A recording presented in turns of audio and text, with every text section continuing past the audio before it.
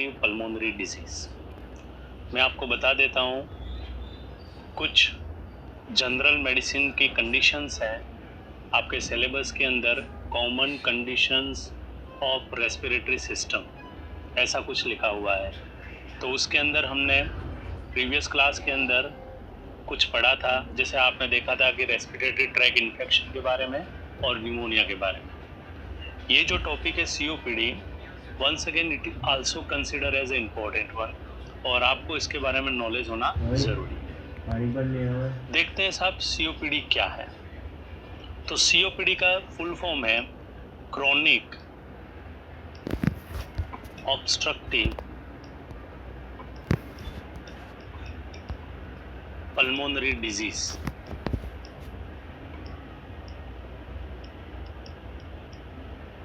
इसका मतलब ये है, फुल फॉर्म अगर देखें तो आप बोल सकते हैं क्रॉनिक ऑब्स्ट्रक्टिव पल्मोनरी डिजीज।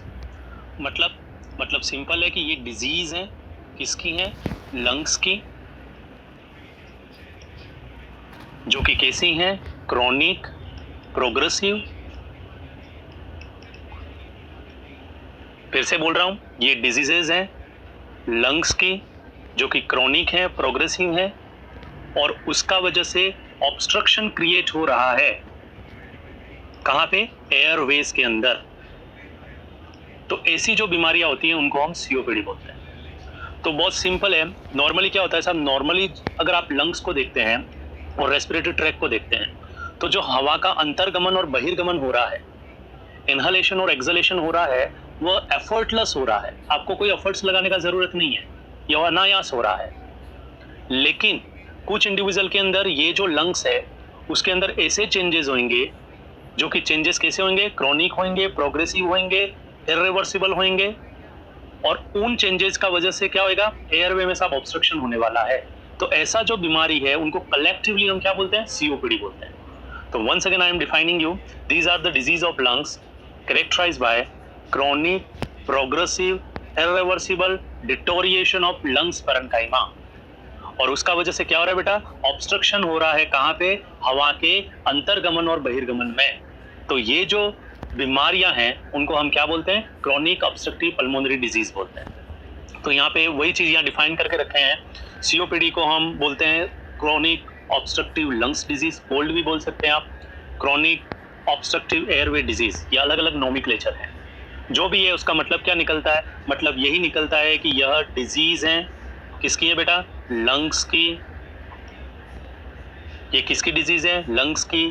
क्या कुछ होता होगा? कहां कुछ होता होगा? एयरवेज में कुछ होता होगा। कैसा होता होगा? क्रॉनिक होता होगा, प्रोग्रेसिव होता होगा, इरिवर्सिबल होता होगा। मैं बोल रहा हूं ये डिजीज है लंग्स की, ये डिजीज है एयरवे की, ये डिजीज है पल्मोनरी सिस्टम की, जहां पे क्या हो रहा है? क्रॉनिक, प्रोग्रेसिव, इरिवर्सिबल डिटोरिएशन हो रहा है। किसका? लंग्स का, लंग्स की पैरेन्काइमा का। और उसका वजह से एयरवे में क्या बढ़ रहा है? एयरवेज में बढ़ रहा है बेटा रेजिस्टेंस। श्वास लेने में और छोड़ने में रुकावट का सामना करना पड़ रहा है। तो ऐसा जो बीमारी है उसको हम बोल रहे हैं सीओपीडी। तो वही लिखा है कि these are the disease of lungs characterized by chronic, progressive, irreversible deterioration of airways. बात वही लिख रखा है कि यह बीमारी है लंग्स की, जहां पे क्या हो रहा है बेटा? क्रॉनिक, धीरे धीरे करके बढ़ते हुए क्रम में परमानेंटली डिटोरिएशन हो रहा है एयरवे में, और उसका वजह से कहीं ना कहीं रुकावट महसूस हो रही है श्वास को लेने में और छोड़ने में। तो ऐसा अगर किसी इंडिविजुअल के अंदर प्रोग्रेसिव मैनर में होता है तो हम उसको क्या बोल रहे हैं? सीओपीडी बोल रहे हैं। ठीक है। दूसरी बात है कि साहब इसके क्या टाइप्स है या क्या क्लासिफिकेशन है। तो बेटा सीओपीडी के अंदर कुछ बीमारियों को हम कैटेगराइज करके रखें। पहला जो डिजीज है जिसका नाम है क्रॉनिक ब्रोंकाइटिस। दूसरा जो डिजीज है उसका नाम है ब्रोंकियोक्टेसिस। तीसरा जो डिजीज है जो सीओपीडी का पार्ट हो सकता है उसका नाम है एम्फाइसीमा।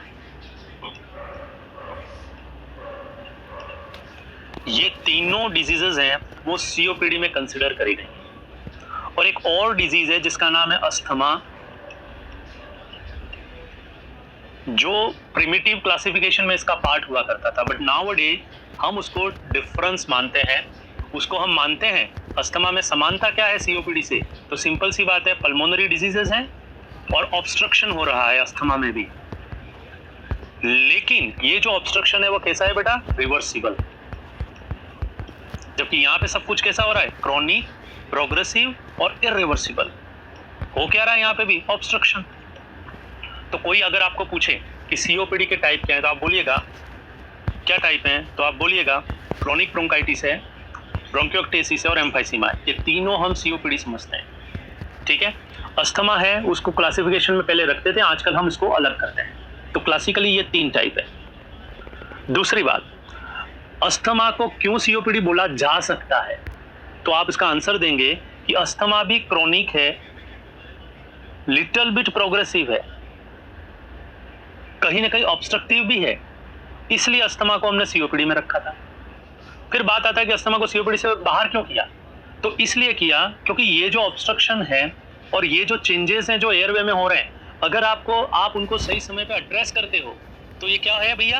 रिवर्सिबल है। तो ये जो रिवर्सिबल नेचर है उसका वजह से हमने अस्थमा को बाहर रखा, लेकिन अंदर रखना है तो आप बोल सकते हैं ऑब्स्ट्रक्टिव नेचर जो है उसका वजह से आप अंदर ला सकते हैं। तो मैं तो जस्ट क्लैरिफाई कर रहा हूँ आपको कि सीओपीडी और अस्थमा में समानता क्या है। तो आप बोलेंगे समानता है कि दोनों क्रॉनिक डिजीजेज हैं और दोनों ही ऑब्स्ट्रक्टिव डिजीजेज हैं, ये समानता है। असमानता क्या है? तो असमानता है साहब सीओपीडी तो इरिवर्सिबल है, लेकिन अस्थमा को अगर आप एड्रेस करते हो तो वो शायद क्या है? रिवर्सिबल है। तो ये जो रिवर्सिबल नेचर है वो असमानता है। तो ठीक है, हम इन चारों डिजीजेस को एक साथ पढ़ेंगे इस पर्टिकुलर क्लास के अंदर। तो धैर्य बनाए रखिएगा और समझने का कोशिश करिएगा। अभी मैंने क्या बताया? ओनली सिंपल ये बताया कि सीओपीडी कोल्ड या सीओईडी का क्या मतलब है। तो these are the disease of lungs, these are the diseases of airway, these are the disease of pulmonary system, where what exactly happen? Chronic progressive irreversible deterioration is happening. Chronic progressive irreversible deterioration is happening somewhere into airway, somewhere into lungs, and because of that what individual is suffering? Individual may have increased resistance in airway and the respiration become what? More effortful. हम उसी को बोलते हैं COPD. ये type हो गए 1 2 3। Asthma एक चौथा बीमारी है। कुछ चीजें वह सीओपीडी जैसी रखता है और कुछ चीजें वह सीओपीडी से जुदा करता है। तो ठीक है, हम इन चारों चीजों को एट अ टाइम डिस्कस करने का कोशिश करें। अब मैं आता हूं और लेता हूं पहला कंडीशन जिसका नाम है क्रॉनिक ब्रोंकाइटिस। क्या है क्रॉनिक ब्रोंकाइटिस? तो बेटा क्रोनिक ब्रोंकाइटिस का जो एक्सप्लेनेशन है वह कहीं ना कहीं फिजियोलॉजिकल एक्सप्लेनेशन है। मतलब क्या बोला? ये लंग्स है और इस लंग्स में ब्रोंकाई होती होंगी और इन ब्रोंकाई में कुछ चेंजेस होते होंगे जो कि कैसे होते होंगे? क्रॉनिक, और उसका वजह से इंडिविजुअल में कुछ साइन और सिम्टम्स आते हैं। तो हम उसको डिफाइन करके बोलते हैं कि मरीज को क्या है बेटा? Chronic bronchitis. क्या है क्रॉनिक ब्रोंकाइटिस? तो बोला है यह एक प्रकार का सीओपीडी जो प्रदर्शित होता है productive cough for 3 month in 2 successive year, जहां पे कोई अन्य कारण खांसी का कंक्लूड नहीं कर रखा है। अच्छे से सुनिएगा, क्या है क्रॉनिक ब्रोंकाइटिस? तो आप बोलेंगे यह एक प्रकार का सीओपीडी है जो कैरेक्टराइज होता है प्रोडक्टिव कफ, मतलब इसका जो क्लासिकल फाइंडिंग है वो क्या है? Productive cough for 3 month in 2 successive year. समझिएगा कि कोई क्लाइंट है जिसको 3 महीने तक खांसी रहती है और 2 लगातार सालों में रहती है, जैसे 2019 में और 2020 में 3-3 महीने तक उस व्यक्ति को खांसी रही थी, और फिर हमने देखा कि उस खांसी का कोई एग्जैक्ट कॉज हम कंक्लूड कर पा रहे हैं? नहीं साहब, कोई भी कॉज को हम डिनोट नहीं कर पाए, तो शायद हम बोलेंगे इस मरीज को क्या है? Chronic bronchitis. समझे आप? तो सीधा बात है, क्या है क्रॉनिक ब्रोंकाइटिस? तो आप उसका फंक्शनल एक्सप्लेनेशन है, फिजियोलॉजिकल एक्सप्लेनेशन है, अ type of COPD that characterized by productive cough for 3 months in 2 successive years, where the other cause of cough is excluded. अगर मरीज को खांसी हो रही है और उसके पीछे कारण अगर आपको मिलता कि यार उसको तो ट्यूबरकुलोसिस है या उसको तो कार्डियक फेलियर है, तो आप उसको क्रॉनिक ब्रोंकाइटिस नहीं बोलते। तो यहाँ पे सबसे इंपॉर्टेंट बात क्या बोली गई है क्रोनिक ब्रोंकाइटिस में कि कोई व्यक्ति को 3 महीने तक खांसी हो रही है, 2 लगातार सालों में हो रही है और कोई भी पुख्ता कॉज उसके पीछे रिस्पॉन्सिबल नहीं है, तो फिर हम ऐसा अज्यूम करते हैं कि हो ना हो इस इंडिविजुअल के अंदर जो ब्रोंकियल ट्री है, उस ब्रोंकियल ट्री के अंदर क्रॉनिक प्रोग्रेसिव इरिवर्सिबल चेंजेस हुए हैं और ये जो चेंजेस हैं वही इन चीजों के लिए रिस्पॉन्सिबल हैं, ऐसा हम अनुमान लगाते हैं। इसलिए हम इसको क्या बोलते हैं बेटा? क्रोनिक ब्रोंकाइटिस बोलते हैं। तो बात तो घूम फिर के वही आई, यहाँ एक्सप्लेनेशन फंक्शनल है, लेकिन अगर आप उसको देखें तो क्या हुआ? लंग्स है बेटा, लंग्स में ब्रोंकाई है, ब्रोंकाई में क्या होता होगा? क्रोनिक चेंजेस होते होंगे और उन क्रोनिक चेंजेस का वजह से उसमें क्या सिम्टम्स आ रहे हैं? साहब 3 महीने तक खांसी हो रही है। समझ में आया? और 3 महीने तक खांसी 2 लगातार सालों में और कोई अन्य कारण उसके लिए रिस्पॉन्सिबल नहीं गिना जा रहा है, तो हो ना हो इंडिविजुअल को क्या है? Chronic bronchitis. तो थोड़ा हम फास्ट डिस्कस करेंगे, जल्दी डिस्कस करेंगे, ब्रीफली डिस्कस करेंगे, क्योंकि जो CHO का सिलेबस है वो क्वाइट डिफरेंट है रिलेटिवली, है ना। तो यहाँ पे इसको हम क्या बोलेंगे? क्रोनिक ब्रोंकाइटिस बोलेंगे, ठीक है। क्या इसके कॉजेस हो सकते हैं बेटा? क्रोनिक ब्रोंकाइटिस के क्या कॉजेस? तो कॉज नहीं है तो हमने कुछ रिस्क फैक्टर कंक्लूड करे, जो कि हो सकता है स्मोकिंग। जो भी इंडिविजुअल एक्टिव स्मोकर है या पैसिव स्मोकर है उसके अंदर क्रोनिक ब्रोंकाइटिस के चांसेस ज्यादा होते हैं। बहुत बार ये क्वेश्चन पूछा हुआ है कि मरीज को क्रोनिक ब्रोंकाइटिस है, हिस्ट्री के अंदर जब आप हिस्ट्री ले रहे हैं तो सबसे इंपॉर्टेंट प्रश्न आप क्या पूछेंगे? तो याद रखना, सबसे इंपॉर्टेंट प्रश्न हम यही पूछेंगे कि भाई साहब आप स्मोकिंग करते हो या आप स्मोकिंग करने वाले व्यक्ति के साथ रहते हो, क्योंकि स्मोकिंग जो है वो सबसे इंपॉर्टेंट रिस्क फैक्टर माना गया है किसका? क्रोनिक ब्रोंकाइटिस का। स्मोकिंग चाहे आप एक्टिव कर रहे हो या पैसिव स्मोकिंग कर रहे हो। दूसरा इंपॉर्टेंट एयर पॉल्यूशन, ठीक है साहब, एयर पॉल्यूटेड है, हर जगह है भारत में। ऑक्यूपेशनल एक्सपोजर बता रखे हैं, तो पहला तो ये हैबिट हो गया स्मोकिंग, जहाँ पे इंडिविजुअल स्मोक कर रहा है, अब स्मोक करेगा तो हर ब्रेथ के साथ जब भी सुबह सिगरेट पिएगा, बीड़ी पिएगा या हुक्का पिएगा, वह क्या करेगा? वह एयरवे के अंदर हर बार डस्ट, फ्यूम, गैस को एयरवे में, कहाँ पे बेटा? रेस्पिरेटरी ट्रैक में अंदर ले जाएगा, है ना। तो कहीं ना कहीं स्मोकिंग में तो क्या होगा? एज अ शॉक वो आदमी क्या करेगा? उन डस्ट को, फ्यूम्स को, गैस को, केमिकल को एयरवे के अंदर अंतर्गमन बहिर्गमन करता रहता है। इमेजिन करो ये आपका ब्रोंकाई है, क्या है बच्चे? ब्रोंकाई। और ये आपका ब्रोंकियल म्यूकोसा है, ठीक है। ये आपका छुड़ो स्ट्रेटिफाइड कोलुमनार एपिथेलियम जो भी है। अगर मैं कहूं कि आप बार बार एक्सचेंज कर रहे हो इन सब्सटेंस को, कहाँ पे? एयरवे के अंदर, ऐसा, तो क्या होएगा? ये यहाँ पे इरिटेशन कॉज करेंगे और इरिटेशन का वजह से क्या होएगा? कुछ डिफेंसिव और अडेप्टिव चेंजेस होंगे और ये जो डिफेंसिव और अडेप्टिव चेंजेस होते हैं वो क्या करेंगे? ये जो ल्यूमन है, ये जो ब्रोंकाई है, उस ब्रोंकाई में ऐसे चेंजेस करेंगे कि मरीज में हमने जो पढ़ा था वो साइन और सिम्टम्स आने लगेंगे। तो मैं जल्दी से बोलता हूँ, स्मोकिंग एक इंपॉर्टेंट रिस्क फैक्टर है। स्मोकिंग के अलावा एयर पॉल्यूशन, ये बहुत बड़ा ग्लोबल इशू है, nobody is even thinking about this. पूरी वायु क्या है साहब? पॉल्यूटेड है। वायु में क्या है? वही डस्ट है, फ्यूम है, गैस है, केमिकल है।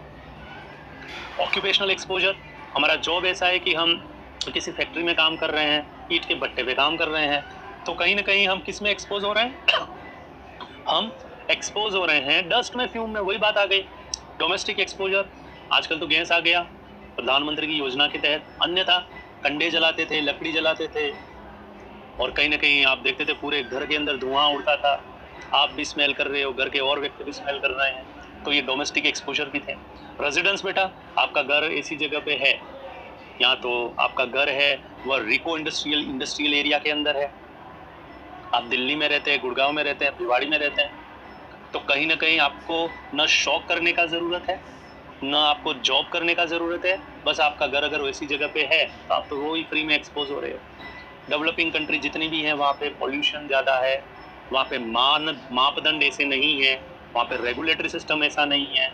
तो हो ना हो, चाहे आप क्या कर रहे हो बेटा? कोई शौक रख रहे हो, या आपकी हवा ही खराब है, या आपका जॉब है, या आपका घर में ऐसा एक्सपोजर हो रहा है, या आप ऐसी जगह पे रह रहे हो, या आप ऐसे देश में रह रहे हो, तो याद रखना क्या होएगा? ये जो सब्सटेंस हैं, ये जो फैक्टर्स हैं, उनका वजह से आपका ये जो ब्रोंकाई है उसमें क्या जाने वाला है? डस्ट, फ्यूम, गैस और केमिकल। वो अंदर जाके बेटा क्या करेगा? इरिटेशन। क्या करेगा? इरिटेशन। इरिटेशन होगा तो क्या होगा? सर्टन डिफेंसिव और अडप्टिव चेंजेस होंगे। क्या चेंजेस होंगे? तो एक याद रखना, इधर जो म्यूकोसिलियरी एक्शंस होते हैं वो पैरालाइज हो जाते हैं। दूसरा, इधर ग्लोबुलर सेल जो होती हैं वो अपने सिक्रीशन को बढ़ा देती हैं, और यहाँ पे जो सब म्यूकोसल एरिया के अंदर ग्लैंड्स होती हैं उनकी जो संख्या है और जो साइज है और जो सिक्रीशंस हैं वह बढ़ जाते हैं। और जब ये सब होता है तो आप देखोगे साहब एयरवे में बहुत ज़्यादा म्यूकस भर जाएगा, जो सिलिया है वो इस म्यूकस को साफ नहीं कर पाएंगी, जो आपका सब म्यूकोसल एरिया उसकी साइज बढ़ जाएगी। तो एयरवे में क्या चेंज हो जाएंगे? सब एयरवे हो जाएगा नैरो, अंदर बढ़ जाएगा म्यूकस, सिलियरी एक्शन आपके क्या हो जाएंगे? जो झाड़ू है आपके एयरवे में वो क्या हो जाएगा? खराब। तो समझो अगर ये आपका नॉर्मल एयरवे था, ठीक है बच्चे, तो इस नॉर्मल एयरवे में अगर आप देखें तो वह ऐसा कुछ हो जाएगा। ये क्यों हुआ? ये साइज क्यों बढ़ गई? ये हाइपरट्रोफी और हाइपरप्लेसिया हुआ है ब्रोंकाई का, क्योंकि नंबर्स एंड साइज ऑफ सब म्यूकोसल ग्लैंड हैज इंक्रीजिंग। अंदर के सिलिया क्या हो गए? खराब, और यहाँ पे क्या भर जाएगा? यहाँ पे भर जाएगा बच्चे बहुत ज्यादा म्यूकस। तो मरीज क्या करेगा? 3 महीने तक खांसी खाएगा 2 लगातार सालों में। हम इसको बोलेंगे क्रोनिक ब्रोंकाइटिस। तो आपको क्या सिंपली याद रखना है? ये याद रखना है कि ये जितने भी रिस्पेक्टर हैं, सुनिएगा अच्छे से, ये जितने भी रिस्पेक्टर हैं वह क्या करते हैं? वह इरिटेशन करते हैं। कहाँ करते हैं बेटा? एयरवे के अंदर। उससे क्या होता है? डिफेंसिव और अडप्टिव चेंजेस होते हैं। क्या ऐसे चेंजेस होते हैं? तो एक याद रखना, जो म्यूकोसिलियरी रिएक्शन है वो पैरालाइज हो जाएगा, ग्लोबुलर सेल है वो अपने सिक्रीशन को बढ़ा देंगी, सब म्यूकोसल ग्लैंड है उनकी संख्या, उनकी साइज बढ़ जाएगी और उनके सिक्रीशन भी बढ़ जाएंगे। तो हमारा एयरवे क्या हो जाएगा? नैरो हो जाएगा। उसमें क्या भर जाएगा? बहुत ज़्यादा म्यूकस। सिलियरी एक्शन क्या हो जाएंगे? खराब हो जाएंगे। तो कहीं ना कहीं मरीज के अंदर अगर आप देखें तो ऐसे क्रोनिक चेंजेस हुए हैं। कहाँ? ब्रोंकाई में। इसलिए इसको बोलते हैं क्रोनिक ब्रोंकाइटिस, इसलिए बोलते हैं 3 महीने की खांसी वाली कहानी। तो जो भी है ये क्रोनिक ब्रोंकाइटिस का रिस्क फैक्टर था। याद रखना, रिस्क फैक्टर में आपको पूछ सकता है स्मोकिंग, ठीक है, और बाकी मैं डिफाइन इसको कर दिया। फिर बात आता है कि क्रोनिक ब्रोंकाइटिस हुआ है तो क्या फाइंडिंग हुआ है। तो बेटा अगर साइन और सिम्टम्स का बात करें तो आप वही बोलेंगे जो क्लासिकल फाइंडिंग था कि मरीज को खांसी होती है 3 महीने तक 2 लगातार सालों में। कैसी होती है बेटा? प्रोडक्टिव, है ना। खांसी के अलावा क्या होएगा? तो इमेजिन करो थोड़ा, एयरवे के अंदर बहुत ज़्यादा म्यूकस भरा हुआ है और कहीं ना कहीं सांस लेने और छोड़ने में दिक्कत हो रही है, आपका डिफ्यूजन वेंटिलेशन भी अफेक्ट होएगा। तो मैं बोलूँगा साहब यहाँ पे कफ एक प्रीडोमिनेंट मैनिफेस्टेशन। 3 महीने तक खांसी हो रही है 2 लगातार सालों में, और कफ भी कैसा है बेटा? प्रोडक्टिव। प्रोडक्टिव कफ के अलावा हम क्या देखेंगे? तो हम बोल सकते हैं मरीज के अंदर टेकिपनिया हो सकता है, टेकिकार्डिया हो सकता है, डिस्निया हो सकता है, शॉर्टनेस ऑफ ब्रेथ आप बोलिएगा, है ना। हम बोलेंगे फटीगनेस और वीकनेस। आप देख सकते हैं हाइपोक्सीमिया होएगा, आप देखेंगे CO2 हाइपरकैपनिया होएगा। ये सब क्यों बोल रहा हूँ? क्योंकि आपका जो ब्रोंकाई है वह नैरो हो चुका है, उसमें सिक्रीशन लोडेड है, हवा का अंतर्गमन बहिर्गमन में दिक्कत हो रहा है। इसलिए हम बोलते हैं कि खांसी के अलावा टेकिकार्डिया हो सकता है, टेकिपनिया हो सकता है, डिस्निया हो सकता है, शॉर्टनेस ऑफ ब्रेथ होएगा, हाइपोक्सीमिया, ऑक्सीजन का लेवल अंदर कम हो जाएगा, CO2 कहीं ना कहीं बाहर की तरफ एलिमिनेट नहीं होगी। तो आप क्या बोलेंगे? हाइपर कैपनिया, हाइपोक्सिया, हाइपोक्सीमिया, है ना। ये हम फाइंडिंग देखते हैं। जब ब्लड में ऑक्सीजन कम होती है तो आप में फटीगनेस होना, वीकनेस होना, लेथार्जिक होना, आप में एक्टिविटी इंटॉलरेंस होना, ये चीज़ हम देख पाएंगे। तो ये कुछ प्रेजेंटेशन है जो यूजुअली हम ऑब्जर्व करते हैं इस इंडिविजुअल के अंदर जिसको यह प्रॉब्लम है। सुन पा रहे हो आप? अब आप देखते हो कि साहब CO2 ज़्यादा है, ऑक्सीजन कम है, मरीज के अंदर साइनोसिस होएगा, मरीज में ब्लूइश डिस्कलरेशन होएगा। ये पूछा हुआ प्रश्न है, और हम बोलेंगे ये जो ब्लूइश डिस्कलरेशन हो रहा है, आप एक शब्द यूज करते हैं ब्लू ब्लॉटर, याद रखिएगा इसको। ब्लू ब्लॉटर का क्या मतलब है? ब्लॉटर का मतलब तो शायद वो फूला हुआ है आदमी, मतलब मोटा है उस टाइप से। ब्लू का मतलब ब्लूइश डिस्कलरेशन। तो ये जो इंडिविजुअल है, अगर आप उसको ऑब्जर्व करते हैं जिसको क्रॉनिक ब्रोंकाइटिस है, उसके अंदर हम देखते हैं ब्लू ब्लॉटर। तो ठीक है, ब्लू ब्लॉटर का वजह क्या है? वही मैंने बोला ना, आपका डिफ्यूजन वेंटिलेशन अफेक्ट हुआ, ब्लड के अंदर ऑक्सीजन कम है, CO2 क्या है, ज़्यादा है, तो बेटा कहीं ना कहीं साइनोसिस हो रहा है, इसका वजह से वो ब्लूइश दिख रहा है। तो ऐसा फाइंडिंग होएगा। प्रीडोमिनेंट कौन सा फाइंडिंग होएगा? तो याद रखना, खांसी वाला एक इंपॉर्टेंट फाइंडिंग पूछ सकता है और एक ब्लू ब्लॉटर आपको पूछ सकता है। बाकी dyspnea, tachypnea, shortness of breath, fatigueness, weakness, pale pallor, cyanosis, altered level of consciousness, ये सब हम देख सकते हैं इस इंडिविजुअल के अंदर जिसको क्रॉनिक ब्रोंकाइटिस है। तो ठीक है, यहाँ तक हमने पढ़ लिया। हमने क्या पढ़ा? क्रॉनिक ब्रोंकाइटिस, रिस्क फैक्टर, थोड़ा बहुत, ज़्यादा नहीं, पैथोफिजियोलॉजी थोड़ा बहुत मैंने बताया, और साइनस सिम्पटम्स। अब नेक्स्ट टॉपिक में आते हैं और देखते हैं क्या है बेटा। नेक्स्ट जो टाइप है जिसका नाम है ब्रोंकियोक्टेसिस। ब्रोंकियोक्टेसिस क्या है? तो ब्रोंकियोक्टेसिस भी एक प्रकार का क्रॉनिक ऑब्स्ट्रक्टिव पल्मोनरी डिजीज है, जहाँ पे क्या हुआ है, क्रॉनिक इरिवर्सिबल डायलेशन हुआ है ब्रोंकाई और ब्रोंकियल्स का। देखो यहाँ पे जो एक्सप्लेनेशन है वो अनाटॉमिकल है, जबकि क्रॉनिक ब्रोंकाइटिस में हमने कहीं नहीं लिखा था, कहीं डिफिनेशन में नहीं बोला था कि सूजन आया है, कैसा हुआ है। हमने बोला अंदर जो हुआ है, बाहर मरीज में ऐसा प्रेजेंटेशन। ब्रोंकियोक्टेसिस क्या है? तो आप बोलिएगा साहब यह एक प्रकार का COPD है, जिसके अंदर क्या होता है, क्रॉनिक प्रोग्रेसिव इरिवर्सिबल, याद रखना ये शब्द, क्रॉनिक प्रोग्रेसिव इरिवर्सिबल डायलेशन होता है। किसका बेटा? ब्रोंकाई का और ब्रोंकियोल्स का। जैसे समझो कि ये ब्रोंकाई है, तो आप देखेंगे इधर क्या होएगा, इधर हम देखेंगे इस इंडिविजुअल के अंदर ये जो ब्रोंकाई है, शायद ये ऐसे डायलेट हो गए। सुन पा रहे हो आप? तो ये जो हो रहा है इंडिविजुअल के अंदर, आप इसको क्या बोलिएगा? ब्रोंकियोक्टेसिस बोलिएगा। ठीक है, तो सिंपल सी बात है। What do you mean by bronchiectasis? तो आप बोलेंगे a type of COPD characterised by chronic progressive irreversible dilation of bronchi and bronchioles at any level into lungs. कहीं पे भी लंग्स के अंदर ब्रोंकाई और ब्रोंकियोल्स है, वो अपनी संरचना में विकृति को प्राप्त कर लेते हैं। तो ऐसा अगर घटित होएगा तो आप इसको क्या बोलिएगा? ब्रोंकियोक्टेसिस बोलिएगा। क्या फर्क पड़ता है? फर्क क्यों नहीं पड़ता है साहब? अगर ऐसा होता है तो आपके जो सिक्रीशंस होंगे उनको यहाँ पे पड़े रहने की जगह मिल जाएगी। दूसरी बात, आपके अंदर जो एक्सपीरेशन होना है, हवा बाहर निकलना है, वो इसलिए नहीं निकल पाएगा क्योंकि यहाँ पे तो एक्स्ट्रा ये पाउचेस बने हुए हैं। तो मरीज में सेकेंडरी इन्फेक्शन के चांसेस बढ़ेंगे। मरीज के अंदर इतना पॉजिटिव एयर बना रहेगा कि हवा को अंदर आने और बाहर निकलने में भी दिक्कत होएगा, ऑब्स्ट्रक्शन होएगा। तो हम ऐसा इमेजिन करें, और अगर ऐसा किसी इंडिविजुअल के अंदर हो जाए, कथा का नाम क्या है बेटा? ब्रोंकियोक्टेसिस। तो it is very simple, a type of COPD that characterized by chronic progressive irreversible dilation of bronchi and bronchioles at any levels into lungs is known as bronchiectasis. Number 2, क्या कॉजेज है? तो जो कॉजेज होते हैं, हम उसको पूछ सकते हैं, आपको दो भागों में विभाजित करते हैं, कंजेनाइटल कॉजेज और अक्वायर्ड कॉजेज। कंजेनाइटल कॉजेज और अक्वायर्ड कॉजेज। कंजेनाइटल कॉजेज में अगर आपको पूछे तो याद रखना बेटा, सिस्टिक फाइब्रोसिस। सिस्टिक फाइब्रोसिस के अंदर आप देखते हो तो जो एरिया होता है वहाँ पे सिक्रीशन इतने गाढ़े हो जाते हैं कि इंडिविजुअल है वो इनको बाहर निकाल नहीं पाता। उसके बारंबार जो एफर्ट्स होते हैं उनका वजह से क्या होएगा? ब्रोंकाई इवन डायलेट हो जाएगा। तो हम सिस्टिक फाइब्रोसिस को रिस्पॉन्सिबल मानते हैं। सुन रहे हो आप? अक्वायर्ड कॉजेज, वैसे और भी बहुत सारे, कैटरजिनस सिंड्रोम है, यंग सिंड्रोम है, nobody is going to ask me, that's why I am not explaining each and everything here. मैं फिर बोलता हूँ, मैं जो पढ़ा रहा हूँ वो CHO को मद्देनजर रखते हुए पढ़ा रहा हूँ, न कि मैं और कोई प्रिपरेशन के हिसाब से पढ़ा रहा हूँ। आपको पिन पॉइंट और सीधा क्वेश्चन ही पूछ सकता है जहाँ तक मेरे नॉलेज का संदर्भ है, बाकी पूछने में तो कुछ भी पूछ ले। तो पहला कॉज क्या हो गया? कंजेनाइटल कॉज पूछ ले तो क्या नाम है साहब? Cystic fibrosis. इसके अलावा क्या बेटा? Acquired cause. अक्वायर्ड कॉज में क्या है? तो पहला इंपॉर्टेंट कॉज है जिसको हम बोलते हैं पल्मोनरी इन्फेक्शन। लंग्स के अंदर अगर मैं बोलूँ, न्यूमोनिया हुआ है, ट्यूबरकुलोसिस हुआ है, इन्फ्लुएंजा हुआ है, मिजल्स हुआ है, ये सब के सब ऐसी कंडीशंस हैं जहाँ पे लंग्स प्रभावित हुआ है।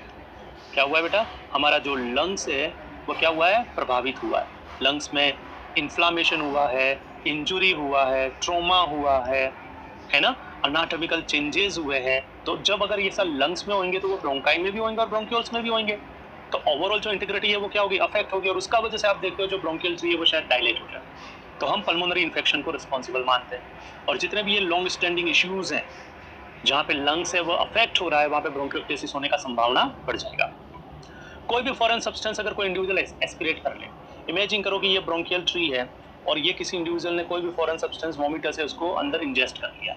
अब क्या होगा? ये जो ब्रोंकियल ट्री है वो तो ब्लॉक हो गया, अब चूंकि आपको हवा का अंतर्गमन बहिर्गमन करने का है इधर से, है ना, तो आप बारंबार कफ करेंगे, तो कफ करेंगे तो ये सिक्रीशन है वो इजीली बाहर तो नहीं निकल पाएगा, लेकिन ये जो एरिया है वो थोड़ा सा ऐसा बारंबार एफर्ट से ऐसा हो जाएगा, तो उसका वजह से क्या हो गया, आपका जो ब्रोंकियल ट्री उसका संरचना में विकृति आ गया, है ना। हालांकि एक फायदा ये हुआ कि इधर से हवा थोड़ा बहुत बाईपास ऐसे होता रहेगा, तो हम बोलेंगे ये क्या हुआ, सब ब्रोंकियोप्टेसिस हो गया।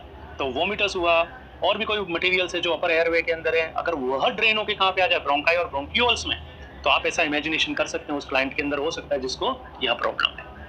Pressure tumour, pressure from tumour, lymph node और कोई चीज से, तो इमेजिन करना थोड़ा सा आप कि कोई, ये आपका ब्रोंकाई है और ये लिम्फ नोड है, ये इसको ऐसा प्रेस करना है, ये प्रेशर हुआ, तो ये एरिया यहाँ से क्या हो गया बेटा, नैरो। अब आप क्या करेंगे, ब्लो आउट करने का कोशिश करेंगे, ट्यूमर तो हटने से रहा, लिम्फ नोड तो हटने से रही, तो ये एरिया ऐसा फैल जाएगा, तो ये भी कॉज हो सकता है। तो बेटा आपको कॉज में क्वेश्चन पूछ सकता है। तो कुल मिला के ब्रोंकियोप्टेसिस क्या है, ये कॉम्प्लिकेशन है इन सब सारी प्रॉब्लम का। तो ठीक है, ये हो गया ब्रोंकियोप्टेसिस क्या है। फाइंडिंग्स की अगर हम बात करें ब्रोंकियोप्टेसिस के अंदर, तो सेकेंडरी इन्फेक्शन है तो फीवर आएगा, कफ होएगा, कॉपियस डिस्चार्ज होएगा। अपन बहुत बार बोलते हैं 3 लेयर्ड स्पूटम, फीवर होएगा क्योंकि एरिया बना हुआ है, वहां सिक्रेशन पड़ा हुआ है जो बाहर नहीं निकल रहा, डेफिनेट फीवर होएगा। खांसी होएगा, खांसी के अंदर कॉपियस सिक्रेशन बाहर आएगा। आप देखेंगे 3 लेयर्ड स्पूटम, आप इस स्पूटम को देखते हैं तो वो क्लियर होता है, थोड़ा सा म्यूकस होता है, डेंस भी होता है, क्योंकि वो यहाँ उस एरिया के अंदर पड़ा हुआ है। हम बाकी देखेंगे वही tachycardia, tachypnea, shortness of breath, dyspnea, है ना, weight loss, clubbing of finger, ये सब हम देखते हैं। तो यहाँ पे ऐसा कुछ प्रेजेंटेशन हो सकता है इस मरीज को जिसको यह प्रॉब्लम। तो बेटा ये हो गया व्हाट यू मीन बाय ब्रोंकियोप्टेसिस। हम आगे मूव करते हैं और देखते हैं नेक्स्ट जो प्रॉब्लम है जिसका नाम है एम्फाइसीमा, जो सबसे इम्पोर्टेंट है। क्या है एम्फाइसीमा? तो पहली बात तो वही है कि यह एक प्रकार का सीओपीडी है। क्या है बच्चे? ये सीओपीडी है, क्रॉनिक ऑब्स्ट्रक्टिव पल्मोनरी डिजीज। जो ये सीओपीडी शब्द यूज करा गया है उसके जितने भी गुण हैं उन गुणों को एम्फाइसीमा डिफाइन करता है। मतलब ये क्लासिकल सीओपीडी है, आप ऐसा समझिएगा। क्या होता है इसके अंदर? इसके अंदर जितने भी एयर स्पेस होते हैं टर्मिनल ब्रोंकियोल्स के आगे, समझिएगा बात को, क्या हुआ बेटा, जो भी एयर स्पेस है टर्मिनल ब्रोंकियोल्स के आगे क्या होता है? एल्वियोलाई, एल्वुलर डक्ट और एल्वियोलाई, है ना। आप देखते हैं ये एल्वुलर डक्ट है और ये क्या है बेटा? एल्वियोलाई। मैं तो एक सिंगल स्ट्रक्चर को यहाँ ड्रॉ कर रहा हूँ। आपने देखा होगा जैसे अंगूर का गुच्छा होता है उस टाइप से होते हैं। और ये बेसिक फंक्शनल और स्ट्रक्चरल यूनिट है किसकी बेटा? लंग्स की। और इसके थ्रू ही क्या होना है? डिफ्यूजन वेंटिलेशन होना है ना। ब्लड आ रहा है, ब्लड जा रहा है, यहाँ पे एक्सचेंज हो रहा है, CO2 बाहर निकल रहा है, O2 यहाँ पे डिफ्यूज हो रहा है ना। तो क्या बोला है यहाँ पे एम्फाइसीमा में? एम्फाइसीमा में बोला है कि जो भी स्ट्रक्चर टर्मिनल ब्रोंकियोल्स के आगे सिचुएट होते हैं उनमें क्या हो रहा है बेटा? डिस्टेंशन हो रहा है। और क्या हो रहा है वहाँ पे? डिस्ट्रक्शन हो रहा है। तो अगर ऐसा होता जाए किसी मरीज के अंदर क्रोनिक, प्रोग्रेसिव और इरिवर्सिबल, तो उसका नाम है एम्फाइसीमा।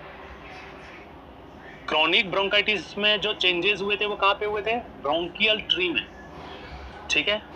ब्रोंकियोप्टेसिस में क्या हुआ था? डायलेशन हुआ था किसका? ब्रोंकियल ट्री का। इधर क्या हो रहा है? इधर याद रखना, structure situated beyond terminal bronchioles. जो भी टर्मिनल ब्रोंकियोल्स के आगे सिचुएटेड है ये वाला, उसमें क्या हो रहा है? Dilation, distension, destruction. या तो ये गुच्छे हैं अंगूर के, वो फूल रहे हैं, फैल रहे हैं या फट रहे हैं। अगर ऐसा हो रहा है तो क्या होएगा बेटा? एक एक आपकी जो यूनिट है, इमेजिन करिएगा, एक एक आपकी जो यूनिट है, जैसे हमने ड्रॉ करी, एक यूनिट को ड्रॉ करा तो शायद वह ऐसी है। इधर क्या होएगा साहब? एक एक जो यूनिट है वह ऐसी कुछ होने लग जाएगी। और आप देखोगे ये जैसे अंगूर के गुच्छे हैं, है ना, ये फूटने लगेंगे तो ये एक सिंगल बड़ी यूनिट में से तब्दील हो जाएंगे।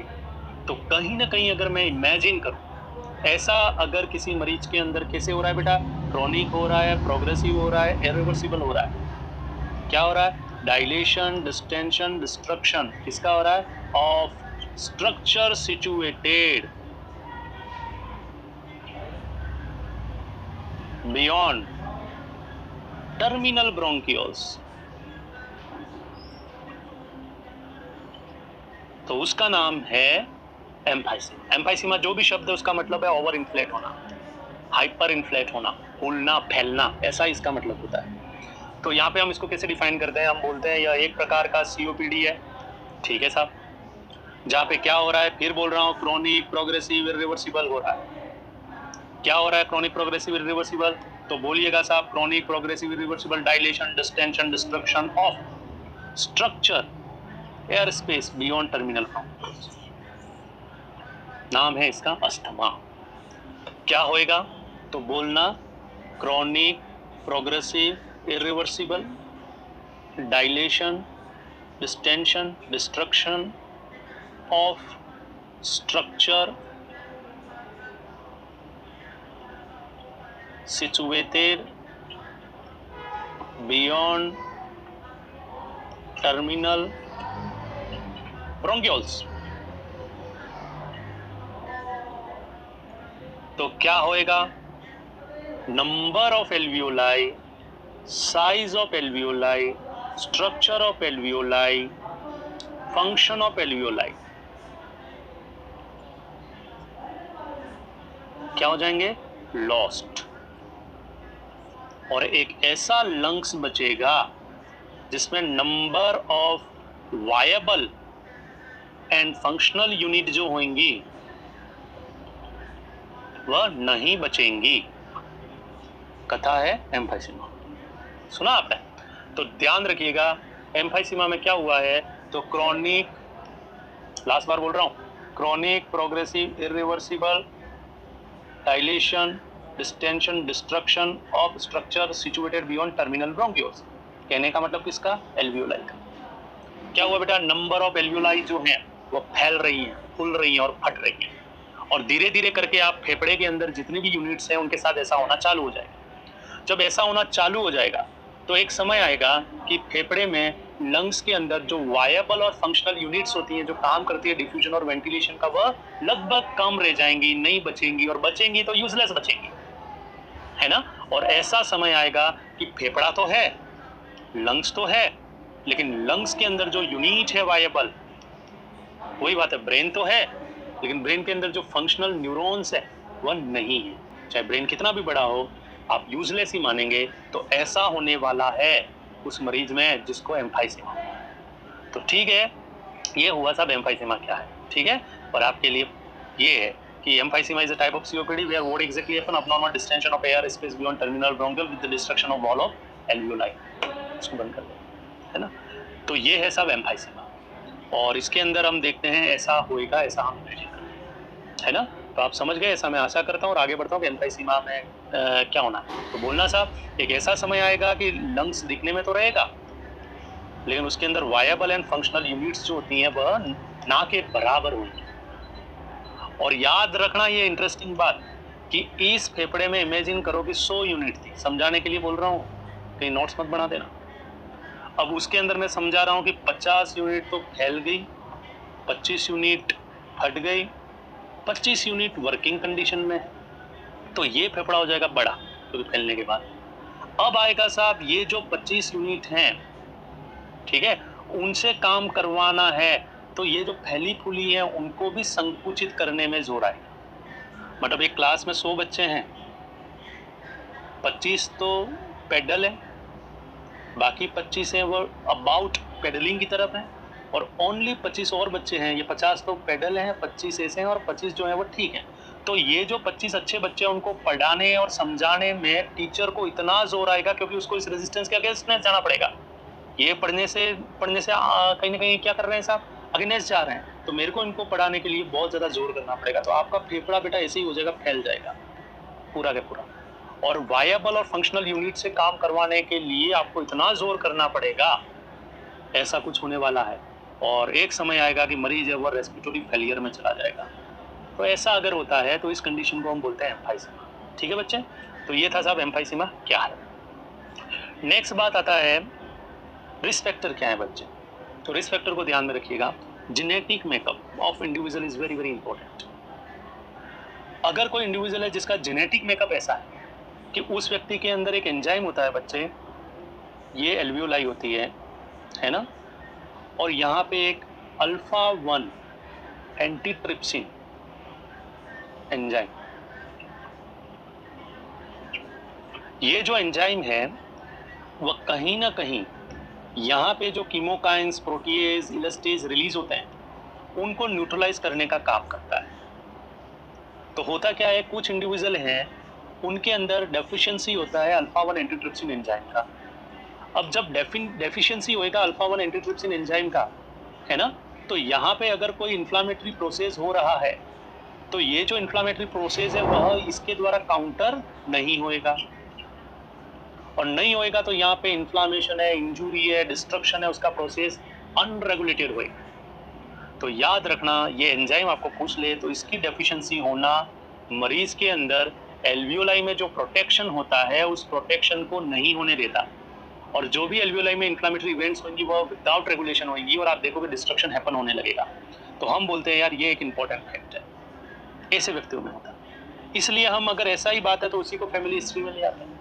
40 साल से आगे की जब उम्र होती है तो इंडिविजुअल के अंदर वैसे ही wear and tear theory apply हो जाती है, चाहे वो लंग्स है, चाहे वो बॉडी है, चाहे वो और कुछ है, सब में आप देखते हो क्षीणता आने लगती है, डिस्ट्रक्शन होने लगता है, डीनेचुरेशन होने लगता है, अनरेगुलेटरी इन्फ्लामेटरी प्रोसेस हैपन होने लगते हैं। तो एज अबव 40 को भी हमने रिस्क माना है, मेल को भी रिस्क माना है हमने फीमेल के कंपैरिजन में। अगर मरीज के अंदर कोई क्रोनिक कंडीशन पहले से लंग्स की मौजूद है, जैसे क्लाइंट को क्रोनिक ब्रोंकाइटिस है, ब्रोंकियल अस्थमा है, तो ऑलरेडी आप बोलते हो कि ऐसे इंडिविजुअल के अंदर तो जो इन्फ्लामेटरी प्रोसेस है वो ऑलरेडी यहाँ पे हो रहा है ना, तो डिस्ट्रक्शन की संभावना क्या हो जाएंगी बेटा, बढ़ जाएंगी। बाकी अगर मरीज में हिस्ट्री है स्मोकिंग की, ऐसा कोई काम करता है, ऐसे एरिया में रहता है और ऐसा इन्फेक्शन होता है, तो बेटा ये जितने भी इंडिविजुअल है, अब इसमें क्या जा रहा है, स्मोक जा रहा है, फ्यूम जा रहा है, डस्ट जा रहा है, गैस जा रहा है, केमिकल जा रहा है और बैक्टीरिया जा रहा है ना, वायरसेस जा रहे हैं, तो हुआ क्या, सिंपल सा बात है, ये जितने भी रिस्क फैक्टर हैं वह एल्वियोलाई में क्या करेंगे, इरिटेशन, क्या करेंगे बेटा, इरिटेशन, और उस इरिटेशन का वजह से क्या होएगा, इन्फ्लामेशन, इन्फ्लामेटरी तत्व रिलीज होंगे। सर क्या रिलीज होंगे, इन्फ्लामेटरी तत्व रिलीज होंगे, है ना, जैसे क्या, प्रोटीएजेस, एलास्टेज, कोलेजिनेस, और ये क्या करेंगे साहब, ये स्ट्रक्चरल डैमेज करेंगे,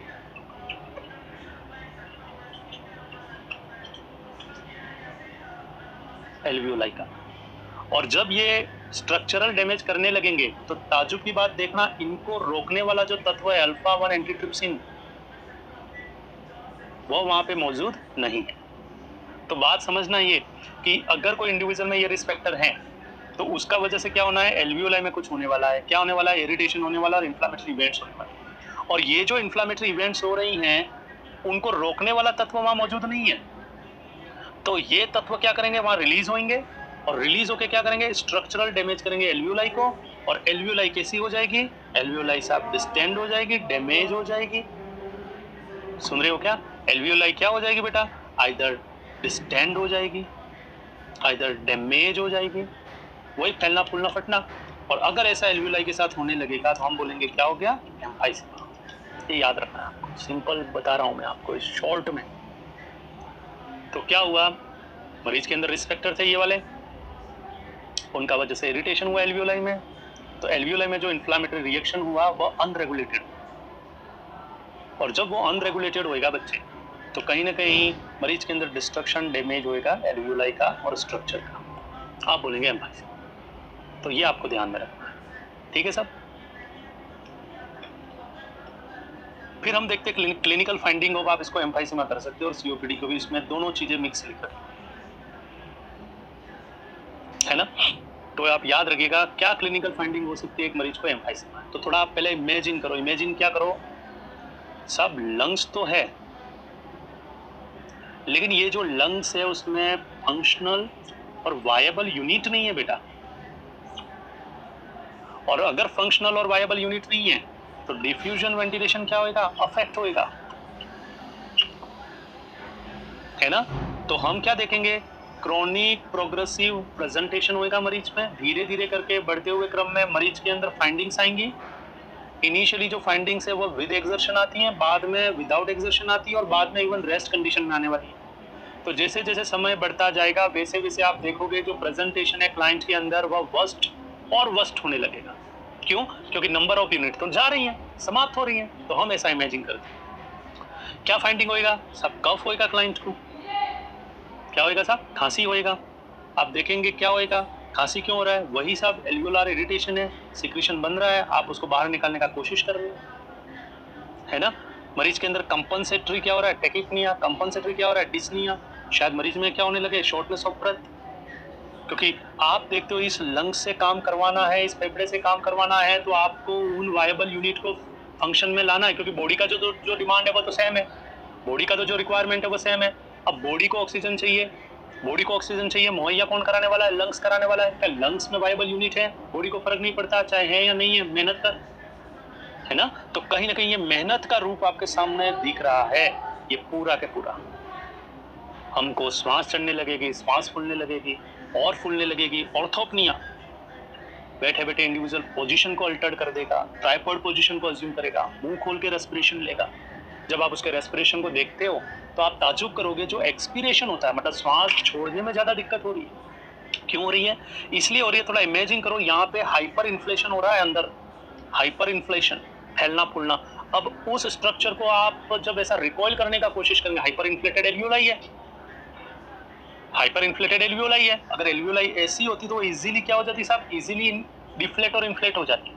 लेकिन जब वो हाइपर इन्फ्लेटेड है तो उसको संकुचन करने के अंदर आपको जोर आएगा और एक्सपिरेशन करने में ज्यादा एफर्ट्स लगाने पड़ेगा। क्यों? क्योंकि ऑलरेडी अंदर डेड स्पेस बढ़ गया, हवा भरी पड़ी हुई है उस फैले फूले हुए स्ट्रक्चर के अंदर। तो पूरे फेफड़े को संकुचित करने में मरीज को बहुत ज्यादा जोर आने वाला है। हम ऐसा इमेजिन करेंगे इस मरीज, है ना। तो ये फाइंडिंग में बेसिकली देखा जाए तो आप यही बोलेंगे कि इनिशियली जो फाइंडिंग है वो विद एक्सर्शन होती है, फिर एक्सर्शन विदाउट एक्सर्शन होने लगती है, फिर इवन रेस्ट कंडीशन में होने लगती है, फिर इवन वर्स्ट सिनेरियो आता है कि मरीज के अंदर 24/7 शायद मरीज में फाइंडिंग रहे। फाइंडिंग के अलावा हम खांसी देखते हैं, चिकनगुनिया देखते हैं, टेकिकार्डिया देखते हैं, डिस्निया हो सकता है, शॉर्टनेस ऑफ ब्रेथ हो सकता है, इवन एक्सपिरेशन में ज़्यादा एफर्ट्स लगाता हुआ प्रतीत होता है हमारा जो इंडिविजुअल है। अब आप जब देखते हो तो नॉर्मली क्या होता है सब, नॉर्मली ये डोम शेप डायफ्राम है और ये आपका फेफड़ा है साहब, इमेजिन करिएगा, है ना।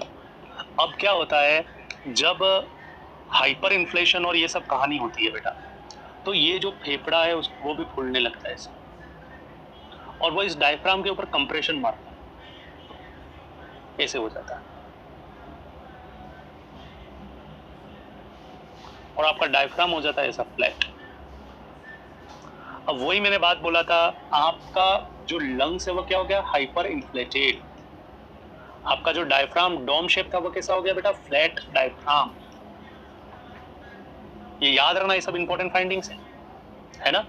अब मेरे को इसको संकुचित करने का है, तो मेरे को एक्सेसरी मसल्स का यूज करना पड़ेगा। मैं क्या करूंगा साहब, मैं एब्डोमिनल मसल को यूज करूंगा, इंटरकोस्टल रिट्रैक्शन करूंगा, नेजल फ्लेयरिंग दिखेगा। क्यों? क्योंकि फेफड़ा बहुत ज्यादा फूला फैला है, उसको संकुचन प्रकुंचन करने में जोर आएगा। तो हम देखते हैं यूज ऑफ एक्सेसरी मसल्स दिखेगा, है ना। अब मरीज ऐसा कर रहा है उन यूनिट को, जैसे मैंने बोला ना 5, 10, 15, 20% जो वायबल यूनिट है उनको काम करवाने में वो एफर्ट्स कर रहा है। और ये जो एफर्ट्स हैं वो ऐसे प्रतीत होते हैं कि हमको लगता है कि ये जो मरीज है वो मेहनत कर रहा है। ये मरीज क्या कर रहा है बेटा, मेहनत कर रहा है, और उसका चेहरा है मेहनत का वजह से आपको लगेगा जैसे चेहरा में खून खोल रहा है, लाल कलर का हो रहा है, ठीक है। तो उसका फेस को देखोगे तो आपको लगेगा कि जो फेस के अंदर ब्लड रश कर रहा है, तो ये मेहनत करता हुआ इंडिविजुअल लगता है। अगर आप देखोगे तो उसकी जो मेहनत है उसके साथ साथ वो पफ बनाते हुए एक्सपिरेशन कर रहा है, उस टाइप से एक्सपिरेशन कर रहा है। तो हम एक शब्द यूज करते हैं पिंक पफर। ये ब्लू ब्लॉटर था, ये तो क्रोनिक ब्रोंकाइटिस का, याद रखना, इसको इधर से हटा दें।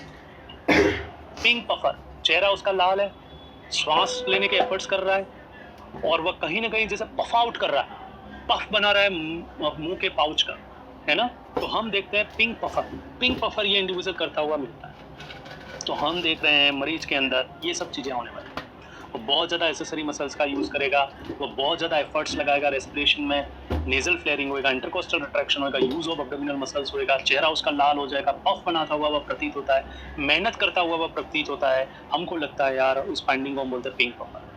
विजिंग हो सकता है, मरीज का चेस्ट बैरल हो सकता है ना। तो ये याद रखना, हाइपर इन्फ्लेटेड लंग्स, डायफ्राम कैसा हो गया, फ्लैटन। जब फेफड़े फूले हैं और फैले हैं तो बेटा क्या होएगा, जो एंटीरियर पोस्टीरियर डायमीटर है वो ट्रांसफर डायमीटर जो होता है चेस्ट का उससे ज्यादा हो जाएगा। ट्रांसफर डायमीटर से एंटीरियर पोस्टीरियर डायमीटर क्या हो जाएगा, ज्यादा, तो हम उस चेस्ट को बोलेंगे बैरल चेस्ट। ये सब इंपॉर्टेंट फाइंडिंग है, क्लासिकल फाइंडिंग। क्या, hyper inflated lungs, flatten diaphragm, दो, barrel chest. What do you mean by barrel chest, anterior posterior diameter of chest is increased as compared to transverse diameter of chest। तो barrel नुमा chest हो गया, क्यों हुआ, क्योंकि फेफड़ा पूरा ज्यादा फैल गया। क्लबिंग ऑफ फिंगर, बेटा क्लबिंग ऑफ फिंगर क्यों होगा, ये भी एक इंपॉर्टेंट फाइंडिंग। आप देखोगे उसकी जो उंगलियां होंगी वो स्पून शेप हो जाएंगी। क्या हो जाएंगी साहब, स्पून शेप। उसके पीछे का वजह क्या है, उसके पीछे का वजह सिंपल है कि साहब मरीज के अंदर पेरिफेरल एरिया के अंदर अच्छे से ब्लड नहीं मिल रहा है, अच्छे से ऑक्सीजनेटेड ब्लड नहीं मिल रहा है। मरीज में तो क्रोनिक हाइपोक्सिक सिचुएशन है, क्रोनिक हाइपोक्सीमिया है। तो इमेजिन करना कि ये फिंगर है, तो ये आपका नेल बेड है ना, और ये आपका टर्मिनल स्ट्रक्चर है जहाँ की कैपिलरीज हैं। अब क्या होगा, ये जो टर्मिनल स्ट्रक्चर की कैपिलरीज हैं, अब इन एरिया के अंदर क्रोनिक हाइपोक्सीमिया का वजह से ऑक्सीजन इतना डिलीवर नहीं होगा, तो automatic as a part of compensation आप देखोगे जो वेसल्स है वो ऐसा ग्रो करने लगेगा। तो ज़्यादा वेसल्स ग्रो होएगा तो यहाँ कहीं ना कहीं ब्लड है वो ज़्यादा पहुँच जाएगा। तो या आप देखोगे मरीज का जो फिंगर्स है वो क्लब्ड हो जाएगा, हम बोलेंगे स्पून शेप फिंगर। ये भी एक इंपॉर्टेंट फाइंडिंग है, मरीज के अंदर हो सकता है। तो वही सब हमने लिखा था, आपको ध्यान में रखना है। Flatten diaphragm, hyper inflated lungs, use of accessory muscles, pink puffer, clubbing of finger, barrel chest. बेटा ये सब फाइंडिंग है जो आपको पूछ सकता है क्वेश्चन के अंदर। और क्या क्या कॉम्प्लिकेशन होने वाली है, होने वाला है स्पॉन्टेनियस न्यूमोथोरैक्स। स्पॉन्टेनियस न्यूमोथोरैक्स, जैसे ये फेफड़ा है और यहाँ पे हाइपर इन्फ्लेटेड एरिया बने हुए हैं, अगर ये जो पाउचेस हैं, है ना बेटा, ये से रप्चर्ड हो जाते हैं तो एटमॉस्फेरिक एयर का क्या होएगा, सब एटमॉस्फेरिक एयर जो है वह ऐसा आएगा, हम बोलते हैं स्पॉन्टेनियस न्यूमोथोरैक्स। तो क्यों हुआ, due to ruptured of pulmonary blebs, pulmonary blebs. तो अगर देखा जाए प्रेजेंटेशन क्या हो सकते हैं मरीज को जिसको एम्फाइसीमा है, तो हमने देखा था कि ये जो प्रेजेंटेशन है उनके अलावा कुछ इंपॉर्टेंट कॉम्प्लिकेशंस भी हो सकती हैं। स्पॉन्टेनियस न्यूमोथोरैक्स जो हमने देखा है ना, उसका वजह क्या था बेटा, रप्चर्ड ऑफ पल्मोनरी ब्लैप्स। क्योंकि अगर आप देखते हो तो फेफड़े के अंदर जो पेरिफेरी एरिया होता है वहाँ पे जो ओपन एयर के पाउचेस बने हुए हैं, जो बुले बने हुए हैं, और लंग्स के पेरिफेरी में फटते हैं, उसका वजह से आप देखते हो एटमॉस्फेरिक एयर है और प्लूरल स्पेस में ट्रेवल कर जाता है। आप इसको बोलेंगे स्पॉन्टेनियस न्यूमोथोरैक्स, एक इंपॉर्टेंट कॉम्प्लिकेशन। दूसरा इंपॉर्टेंट कॉम्प्लिकेशन है कोर पल्मोनेल। पूछा हुआ प्रश्न हो सकता है ये, कोर पल्मोनेल क्या है। कोर पल्मोनेल का मतलब है कि मरीज को सीओपीडी है, एम्फाइसीमा है, उसके साथ उस क्लाइंट के अंदर राइट वेंट्रिकुलर हाइपरट्रोफी हुआ है और later on right ventricular failure है। तो ये जो कंडीशन है इसको कलेक्टिवली हम बोलते हैं कोर पल्मोनेल। ठीक है, क्या वजह क्या है, वजह सिंपल है कि जो लंग्स है उसके अंदर जो रेजिस्टेंस है वो बढ़ गया है। क्यों, क्योंकि एल्वियोलाई के साथ साथ जो एल्वियोलार कैपिलरीज बेड है वह लंग्स में क्या हो गया, कम हो गया। तो राइट वेंट्रिकल से जो ब्लड लंग्स के थ्रू कहाँ जाता है बेटा, लेफ्ट एट्रियम में, तो यहाँ के जो रास्ते हैं वो नष्ट हो गए। तो ब्लड को लंग्स में भेजने के लिए इस वेंट्रिकल को, राइट वेंट्रिकल को क्या करना पड़ेगा, एफर्ट्स बढ़ाने पड़ेंगे। एफर्ट्स बढ़ा के उसमें क्या होना है, पहले तो हाइपरट्रोफी, और फिर भी अगर इसके अगेंस्ट नहीं भेज पाए लंग्स के अंदर तो क्या होना है, राइट वेंट्रिकुलर फेलियर। तो हम देखते हैं ऐसा होने वाला है, तो आप उस कंडीशन को क्या बोलते हैं, कोर पल्मोनेल बोलते हैं। अब जब राइट वेंट्रिकुलर फेलियर होएगा तो उसमें क्या फाइंडिंग आएगा, सिस्टमिक कंजेशन की, क्योंकि जो भी सुपीरियर और इंफीरियर वेने केवा है वहाँ से ब्लड राइट एट्रियम में नहीं आ पाएगा राइट एट्रियम से राइट वेंट्रिकल में नहीं जा पाएगा, क्योंकि राइट वेंट्रिकल आगे की तरफ ब्लड को इजेक्ट नहीं कर पा रहा है। तो कहीं ना कहीं प्रेशर बिल्डअप होएगा राइट वेंट्रिकल में, फिर होएगा राइट एट्रियम में, फिर होएगा सुपीरियर इंफीरियर वेना केवा में, फिर होएगा उनसे जुड़ी हुई वेन्स में, उनसे जुड़ी हुई वेन्यूल्स में। तो हम बोलेंगे पूरा सिस्टमिक चैनल में कंजेशन हो गया, है ना। मरीज के अंदर रेस्पिरेटरी फेलियर तक हो सकता है, क्योंकि हाइपोक्सीमिया हो रहा है ना। मरीज के अंदर हाइपोक्सीमिया हो रहा है, तो ये भी एक इंपॉर्टेंट इवेंट है, क्योंकि नंबर ऑफ यूनिट है वो बची ही नहीं है। आप देखते हो सीएनएस प्रेजेंटेशन हो सकता है, क्योंकि ब्लड के अंदर ऑक्सीजन इनफ नहीं है, तो आप देखोगे सीएनएस है वो रिएक्ट करने लगेगा और मरीज के अंदर कुछ फाइंडिंग्स आएंगी, जैसे घबराहट है, अल्टर लेवल ऑफ कॉन्शियसनेस है, एंजाइटी अप्रीहेंशन है। ऐसा हम इमेजिन करते हैं इस मरीज के अंदर, जिसको इस प्रकार का क्या ऐसा प्रॉब्लम है। तो ये हो गया presentations and clinical findings of COPD और एम्फाइसीमा, है ना। तो आप उस मरीज के अंदर ऐसा हम इमेजिन कर सकते हैं। नेक्स्ट अगर हम देखें,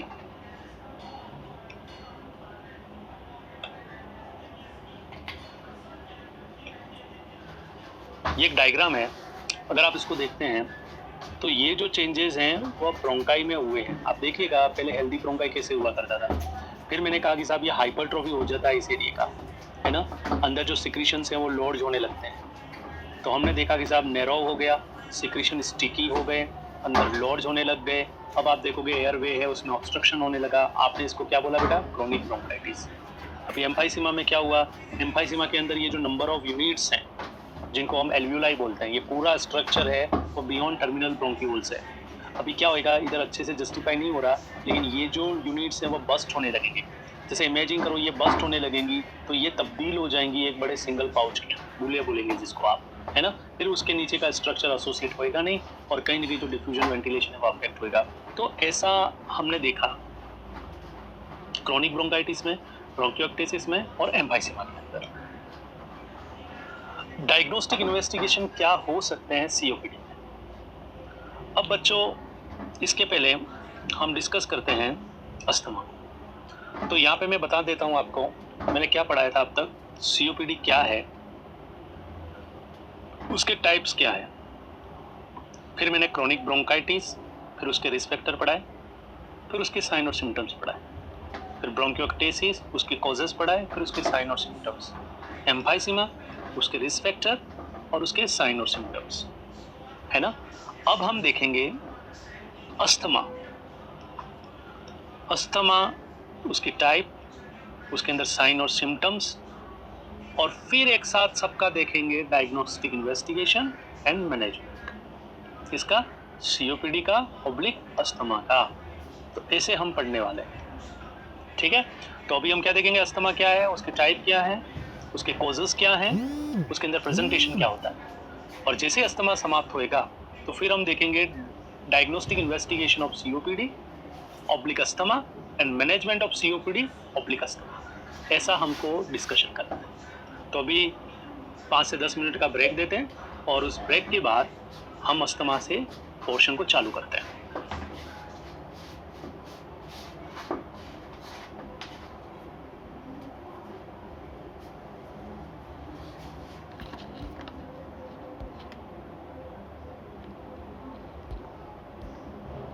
तो वजह होता है, वह क्या होता है, हाइपर रिस्पॉन्स ऑफ। ये तो सब रिजेम। तो अस्थमा जो है वह कौन सी कैरेक्टरिस्टिक सीओपीडी जैसी रिजेंबल करता है। तो आप बोल सकते हैं क्रोनिक है, ठीक है साहब। दूसरा इंपॉर्टेंट बात ये ऑब्स्ट्रक्टिव है। ये तो सब रिजेंबलेंस है सीओपीडी के साथ। और कौन सी चीज वह उससे ऑपोजिट रखता है, तो रिवर्सिबल नेचर। एग्जैक्टली क्या है अस्थमा हम ऑब्जर्व करते हैं। तो अस्थमा को हम बोल सकते हैं कि यह एक प्रकार का रिवर्सिबल ऑब्स्ट्रक्टिव एयरवे डिजीज है। क्या है बेटा, ये रिवर्सिबल ऑब्स्ट्रक्टिव एयरवे डिजीज, जो प्रदर्शित होती है 3 इंपॉर्टेंट फाइंडिंग के द्वारा। और उसका जो वजह होता है वह क्या होता है, hyper response of trachea and bronchi to certain stimuli. क्या बोला, नंबर 1 बात बोली, it is a reversible obstructive airway disease. आप ऐसा भी बोल सकते हो, क्या है अस्थमा, एपिसोडिक इवेंट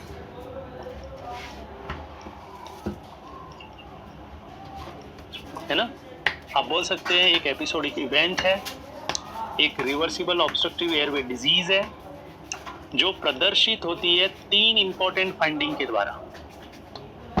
किसके द्वारा? 3 इंपॉर्टेंट फाइंडिंग के द्वारा। ये 3 इंपॉर्टेंट फाइंडिंग क्या है? तो बोलना सब कफ, डिस्निया एंड विजिंग। क्या है 3 इंपॉर्टेंट फाइंडिंग? कफ, डिस्निया और विजिंग। और ये 3 इंपॉर्टेंट फाइंडिंग क्यों आ रही है? तो उसका उत्तर है hyper response of trachea and bronchi to certain stimuli. जो हमारी ट्रेकिया है, ब्रोंकाई है, उन्होंने नॉर्मल रिस्पॉन्स नहीं करा है, उन्होंने हाइपर रिस्पॉन्स करा है। कैसा रिस्पॉन्स करा है बेटा? हाइपर रिस्पॉन्स करा है कुछ स्टिमुलाई या इरिटेंट के प्रति। तो हम बोलते हैं अगर ऐसा है और उसका वजह से ऐसा होता है सेकेंडरी टू ब्रोंकोस्पाज्म, तो ये जो कथा है उसका नाम है अस्थमा। सुन रहे हो आप? तो what you mean bye asthma? तो आप बोल सकते हैं अस्थमा एक प्रकार का एपिसोड है, एक फेज है, एक इवेंट है, एक ऑब्स्ट्रक्टिव पल्मोनरी डिजीज है जो कि रिवर्सिबल नेचर की है। क्या बोलेंगे? अस्थमा एक इवेंट का नाम है, एक फेज का नाम है ना, एक पल्मोनरी डिजीज का नाम है जो कि कैसी है? Reversible obstructive. जहाँ पे क्या हो रहा है? 3 इंपॉर्टेंट फाइंडिंग्स आ रही हैं। और 3 इंपॉर्टेंट फाइंडिंग क्यों आ रही है? Hyper response of trachea and bronchi to certain stimuli. तो क्या होता है, जैसे इंडिविजुअल का लंग्स है बेटा, ट्रेकिया और ब्रोंकाई है, वह नित्य एक्सटर्नल एनवायरनमेंट में एक्सपोज है। आप इनहेलेशन कर रहे हो, एक्सहेलेशन कर रहे हो, तो हमारे एनवायरनमेंट के अंदर बहुत से इरिटेंट्स मौजूद हैं। ये जो इरिटेंट है वो आपके एयरवे में गए, आपकी ट्रेकिया में गए, आपके ब्रोंकाई में गए, और जैसे ये ट्रेकिया और ब्रोंकाई में जाते हैं तो ट्रेकिया और ब्रोंकाई को नॉर्मल रिस्पॉन्स करना चाहिए था, लेकिन नहीं, इस इंडिविजुअल में वो रिस्पॉन्स कैसा कर रहे हैं? हाइपर। और हाइपर रिस्पॉन्स करते हैं तो तुरंत आप देखते हो मरीज में 3 फाइंडिंग आने लगती हैं। मरीज के अंदर एयरवे में ऑब्स्ट्रक्शन होने लगता है। तो हम बोलते हैं यार ऐसा अगर किसी मरीज के अंदर हो जाए तो ये कंडीशन अस्थमा है। ठीक है बेटा। तो reversible obstructive airway disease characterized by trade off symptom result from hyper response of trachea and bronchi to certain stimuli. आप इसको बोलते हैं अस्थमा। क्यों इंपॉर्टेंट है? इंपॉर्टेंट इसलिए है क्योंकि मरीज के अंदर ब्रोंकोस्पाज्म हो जाता है, और ये जो ब्रोंकोस्पाज्म हो रहा है अगर आप उसको ट्रीट नहीं करते हैं, तो इंडिविजुअल के अंदर जो एबिलिटी है डिफ्यूजन और वेंटिलेशन की, वो क्या हो जाएगी बेटा? कॉम्प्रोमाइज हो जाएगी। और जब इंडिविजुअल है वो श्वास का अंतर्गमन बहिर्गमन नहीं कर पा रहा है, अंदर से ऑक्सीजन को सैचुरेट नहीं कर पा रहा है, तो उस व्यक्ति का जीवन संकट में पड़ सकता है। वह एक सफोकेटेड फीलिंग में आ जाएगा, वह ब्रेथलेसनेस में आ जाएगा, वह इंडिविजुअल है वह ग्रेवली कॉम्प्रोमाइज हो सकता है। तो बहुत बार हम देखते हैं जैसे ही अस्थमा का अटैक आया, अगर इंडिविजुअल के अंदर इमीडिएट एक्शन परफॉर्म नहीं करे गए तो आप देखोगे ये इवेंट इंडिविजुअल को ग्रेवली अफेक्ट कर सकता है। ऐसा होने वाला है इस मरीज को जिसको अस्थमा है। तो आपका CHO का पर्सपेक्टिव से ये एक इंपॉर्टेंट इमरजेंसी है। आपको ये पूछ सकता है कि आप कैसे टैकल करते हो एक इंडिविजुअल को जिसको अस्थमा है। तो लास्ट बार बोल रहा हूँ, क्या है बेटा अस्थमा? तो आप बोलेंगे एक प्रकार का रिवर्सिबल ऑब्स्ट्रक्टिव एयरवे डिजीज जो प्रदर्शित होता है 3 इंपॉर्टेंट फाइंडिंग के द्वारा, और उसका वजह क्या है? Hyper response of trachea and bronchi to certain stimuli. क्या है भैया? ये इवेंट एपिसोडिक होती है, पर्टिकुलर एक्सपोजर के बाद होती है, मरीज में ब्रोंकोस्पाज्म होता है, तुरंत इंटरवेंशन करना जरूरी होता है, नहीं तो हमारा मरीज खतरे में पड़ सकता है। तो ये जो खतरनाक घटना है, नाम इसका क्या है बेटा? अस्थमा। ठीक है भाई। दूसरा इंपॉर्टेंट बात जो हमारा जानने योग्य है, अस्थमा का क्या कॉज है कि किसी इंडिविजुअल के अंदर अस्थमा क्यों होता है ना। तो अस्थमा के अगर हम कॉजेस देखें तो यहाँ पे बोला गया है मरीज के अंदर genetic makeup, hereditary and family history है ना, और एनवायरमेंटल एक्सपोजर, ये इंपॉर्टेंट फैक्ट बोल रहा है। अस्थमा को अगर आप देखते हैं तो पहले किस इंडिविजुअल को अस्थमा होता है, तो आपको समझना है कि एक इंडिविजुअल जो कि जेनेटिकली प्रोन है, उसके अंदर फॉल्टी जीन है, उसके अंदर फैमिली हिस्ट्री है, तो ऐसे इंडिविजुअल को अस्थमा होने की संभावना नॉर्मल इंडिविजुअल के कंपैरिजन में क्या होगा बेटा? ज्यादा होगा। तो सिंपल बात है कि asthma is a combination of 3 important things. Number 1 genetic makeup of individual, number 2 immunological event होना, नंबर 3 एनवायरमेंटल एक्सपोजर। अगर ये तीनों चीजें मिल जाती हैं तो आप देखेंगे मरीज के अंदर अस्थमा होने की संभावना बढ़ जाती है। तो पहली बात तो फॉल्टी जीन से लिया गया है, और ये जो फॉल्टी जीन है उसका वजह से जो इम्यून सेल डिस्ट्रीब्यूशन होएगा आफ्टर पर्टिकुलर एक्सपोजर वो शायद सही नहीं होता होगा, और कहीं ना कहीं इंडिविजुअल के अंदर अस्थमा होता होगा। तो जेनेटिक में कब आ जाता है तो वही बात कहानी आ जाती है, हेरिडिटी और फैमिली हिस्ट्री। फिर बता रखा है एनवायरमेंटल एक्सपोजर, कि हमारा जो क्लाइंट है वो पर्टिकुलर एनवायरनमेंट में एक्सपोज होता है और उस एनवायरनमेंट के अंदर कुछ ट्रिगर्स होते हैं, और ये जो ट्रिगर्स हैं वो अस्थमा को ऑनसेट करने में मदद करते हैं। तो देखो आप समझिएगा कहानी क्या होती होगी। सब कहानी ये होती होगी कि एक इंडिविजुअल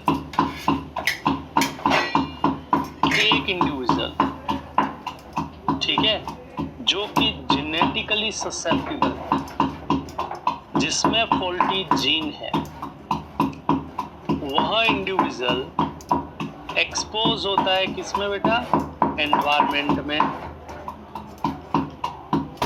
है ना। और एक्सपोज होने के बाद उसके अंदर क्या होएगा, एक इवेंट होएगी, और ये जो इवेंट है वो मरीज में क्या करवा देगी, अस्थमा। तो इंडिविजुअल जेनेटिकली ससेप्टिबल है, वह ससेप्टिबल इंडिविजुअल पर्टिकुलर एनवायरनमेंट में एक्सपोज हुआ, उस एनवायरनमेंट के अंदर कुछ ट्रिगरर थे, उन ट्रिगरर ने इंडिविजुअल को इस वे में अफेक्ट करा कि मरीज को अस्थमा हो गया। तो यहाँ पे वही ट्रेड बनता है जेनेटिकल, ट्रेड बनता है सब एनवायरमेंटल एक्सपोजर। फिर बात आती है इम्यूनोलॉजिकल इवेंट का, और इम्यूनोलॉजिकल इवेंट क्या करवाती है, अस्थमा। ये आपको सिंपल वे में याद रखना है, ठीक है। तो क्या हुआ कब, तो there is a combination of this 3 important factor, genetically, environment में ट्रिगर, इम्यूनोलॉजिकल इवेंट होना और मरीज का अस्थमा। कैसे, तो कैसे आप समझिएगा। यहाँ पे अस्थमा को एक्सप्लेन करने के लिए 2 हाइपोथेसिस है। एक है सब इम्यूनोलॉजिकल हाइपोथेसिस, है ना। इसमें क्या बोल रखा है, तो पहला जैसे मैंने आपको बोला कि किसको अस्थमा होएगा, तो सब एक इंडिविजुअल में ऐसा कुछ होना, ये तो हो गया एक पॉइंट। दूसरा मैं बोल रहा हूँ एनवायरमेंटल, ऐसा एनवायरमेंट जहाँ पे अस्थमा के ट्रिगरर है। मतलब एक ससेप्टिबल इंडिविजुअल एक पर्टिकुलर एनवायरनमेंट में एक्सपोज हो रहा है और उस पर्टिकुलर एनवायरनमेंट के अंदर कुछ ट्रिगरर मौजूद है, और जैसे वो उस एनवायरनमेंट में एक्सपोज होता है तो उसके अंदर एक इवेंट होती है बॉडी के अंदर, और वह जो इवेंट है वह हाईली अबनॉर्मल है, हाईली अबनॉर्मल इम्यूनोलॉजिकल इवेंट है, और वह इंडिविजुअल के अंदर अस्थमा को कॉज कर देता है। तो ये बात मैं बोलने का कोशिश कर रहा हूँ, है ना।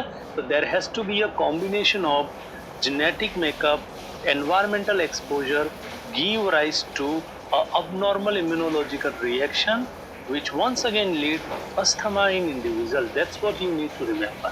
तो यहाँ तो हो गया फाल्टी जीन। अब प्रश्न है कि ऐसी कौन से अस्थमा को ट्रिगर करने वाले फैक्टर हैं, मतलब ऐसे कौन से ट्रिगरर फैक्टर हैं जो इंडिविजुअल के अंदर अस्थमा को करते हैं। तो हम देखते हैं वैसे कौन से फैक्टर हैं जो आपको ध्यान में होने चाहिए। तो बेटा फैक्टर जो हैं उनको हम अलग अलग भागों में क्लासिफाई करते हैं। पहला जो फैक्टर है उसको हम बोले एनवायरमेंटल फैक्टर। जैसे एनवायरनमेंट के अंदर आपको मिलता है क्या, डस्ट, फ्यूम, आप इसके स्क्रीनशॉट ले सकते हो, gas, chemicals, fireplace, animal dander, cockroaches, mould, perfume, pollen, smoke, sudden weather changes, ये सब एनवायरमेंटल फैक्टर है। वायुमंडल में डस्ट है बेटा, फ्यूम है, गैस है, केमिकल है, आग लग रही है, वहाँ से धुआं उठ रहा है, एनिमल डेंडर, गाय, भेड़, बकरी, भैंस, उनके बाल, कॉकरोचेस हो गए, शैवाल हो गया, परफ्यूम हो गया, परागकण, कोई आदमी गया गार्डन में घूमने के लिए और वहाँ पे छींके आना चालू हुई, इवेंट क्या हुई, वो जेनेटिकली तो ससेप्टिबल था, वो जैसे ही गार्डन में गया उसने फूलों की स्मेल करी, उसने पोलन को इनहेल करा, तो ये जो पराग कण हैं उन्होंने उसका बॉडी के अंदर एक इवेंट कॉज करा और मरीज छींकना चालू हुआ और मरीज को अस्थमा हो गया, स्मोक हो गया बेटा। सडन वेदर चेंजेस, आजकल बहुत अभी केसेस बढ़ने लग जाएंगे। क्यों? क्योंकि सुबह शाम जो वेदर है वो चेंज होने वाला है ना, सर्दी गर्मी का मिक्सचर होने वाला है यहाँ पे।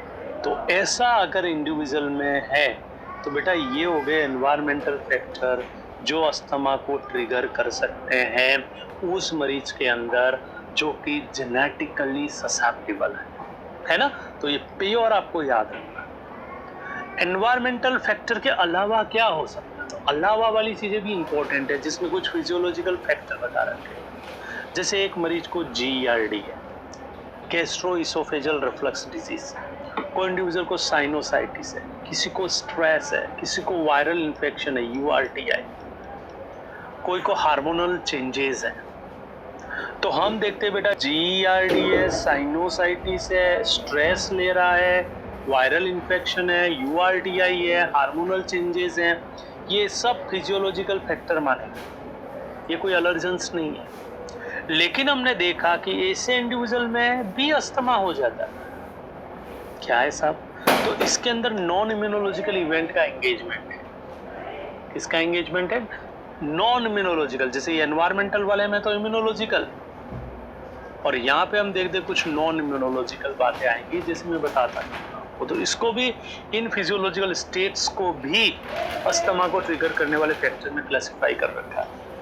हम देख सकते हैं साहब कुछ दवाइयाँ भी इंपॉर्टेंट मानी गई है। जैसे एक मरीज है वो बीटा एड्रेनर्जिक ब्लॉकर ले रहा है, मेटाप्रोलोल ले रहा है, स्मोलोल ले रहा है ना, प्रोपेनोलोल ले रहा है, कुछ NSAID ले रहा है, कुछ एस्प्रिन ले रहा है, ऐसे में भी अस्थमा हो सकता है। कुछ ऑक्यूपेशनल एक्सपोजर है, ये वैसे एनवायरनमेंट की तरह ही है कि आप फूड एंड वेजिटेबल डस्ट, अगर आप ये सब्जी मंडी में चले जाते तो छींकना चालू कर दोगे, किसी को खांसी आना चालू हो जाता है, किसी को अस्थमा का अटैक आ जाता है, कोई व्यक्ति पर्टिकुलर इंडस्ट्रियल डस्ट में एक्सपोज हुआ, तो ये ऑक्यूपेशनल एक्सपोजर है बेटा। और कुछ फूड एडिक्टिव्स हैं, जैसे कि आप देखते हो सल्फाइट होता है, प्रोसेस्ड पोटैटो होते हैं, मोनोसोडियम ग्लूटामेट है, बियर और वाइन्स हैं, ये कुछ फूड एडिक्टिव्स हैं। तो अब हमें कैसे अस्थमा करवाना? अस्थमा करवाना है कि साहब ये आदमी, ठीक है साहब, ये इंडिविजुअल जेनेटिकली ससेप्टिबल है, इसमें फॉल्टी जीन, ठीक है बेटा। अब ये एक्सपोज हुआ एक एनवायरनमेंट, इसमें हुआ एनवायरनमेंट, और उस एनवायरनमेंट में क्या है बेटा? अस्थमा ट्रिगरर फैक्टर, अभी हमने पढ़े हुए, ठीक है।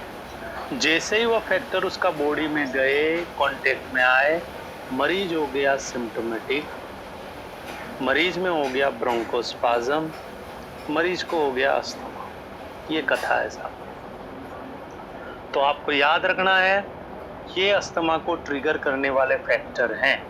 इसका मतलब ये हुआ कि अगर आप अस्थमा को नहीं होने देना चाहते तो क्या करेंगे? ये जो इंडिविजुअल है वो जेनेटिकली तो ससेप्टिबल है, आप एक काम करो, इस एनवायरनमेंट में एक्सपोज मत होने दो, तो आगे की इवेंट नहीं होगी।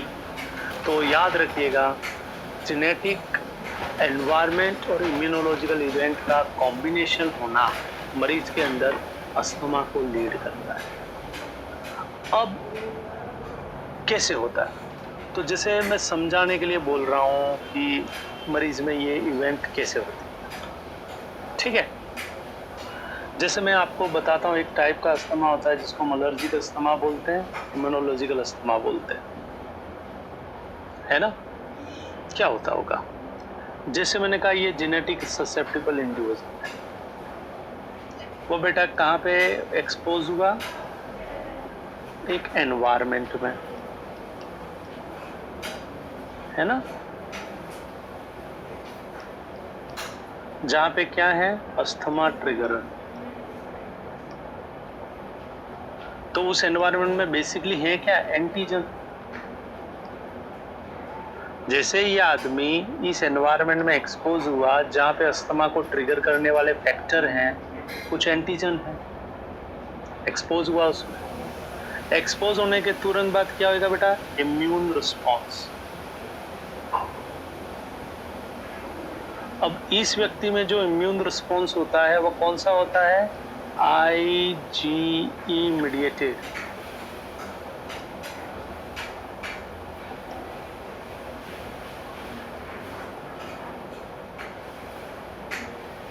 कौन सा होता है बेटा? IgE mediated immune response type 1 hyper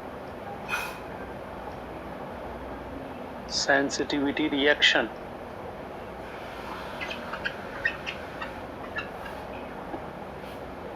ठीक है। जेनेटिकल ससेप्टिबल इंडिविजुअल एनवायरनमेंट में एक्सपोज हुआ, उस एनवायरनमेंट में कुछ स्टिमुलाई थी जिनको हम बोलते हैं अस्थमा को ट्रिगर करने वाले फैक्टर, जहाँ पे कुछ एंटीजेंस थे। जैसे ही इमेजिन करो कि मैं ससेप्टिबल हूँ, मैं गार्डन में गया, मैंने परागकण को या पोलन को स्मेल करा। जैसे पोलन को मैंने स्मेल करा, ये जो पोलन है वो मेरे एयरवे में गया। मेरे एयरवे में गया तो मेरा इम्यून सिस्टम ने उसको रिकॉग्नाइज करा एज अ एंटीजन, और उसने कौन से रिएक्शन के द्वारा रिस्पॉन्ड करना चाहा? IgE mediated. तो उसने क्या बनाया बेटा? कुछ एंटीबॉडी बनाई। कौन सी एंटीबॉडी? IgE। ठीक है। और ये जो एंटीबॉडी बनी, मतलब ये कहने का मतलब ये इम्यून रिस्पॉन्स हुआ और क्या बना? एंटीबॉडी बना। कौन सा एंटीबॉडी बना? IgE। ये याद रखना। अब ये जो एंटीबॉडी है वो किससे अटैच हो गया? मास्ट सेल से। समझो कि ये मास्ट सेल है और ये आपका एंटीबॉडी है, ये अटैच हो गया। ठीक है भैया। फिर क्या हुआ? सब्सिक्वेंट एक्सपोजर हुआ। क्या हुआ बेटा? Subsequent exposure. फिर से मैं एक्सपोज हुआ, और जैसे मैं फिर से एक्सपोज हुआ तो वही एंटीजन फिर आया। तो अब क्या होगा? ये जो एंटीजन है उसके साथ ये जो एंटीबॉडी बनी हुई है जो कि मास्ट सेल से अटैच है, ये तो एंटीजन हो गया। और ये क्या हो गया बेटा? एंटीबॉडी। कौन सी? वो IgE। वो किससे अटैच है? मास्ट सेल से। दोनों ने रिएक्शन करा। ठीक है। रिएक्शन करते ही क्या हुआ? एंटीजन एंटीबॉडी रिएक्शन करते ही ये जो मास्ट सेल है वो बस्ट हो गई और रिलीज हुए हिस्टामिन। एयरवे के अंदर हो रहा है ये ब्रेडिकाइनिन।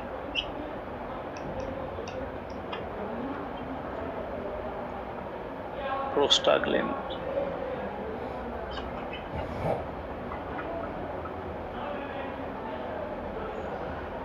है ना? क्या रिलीज हुए? कुछ इन्फ्लामेटरी तत्व।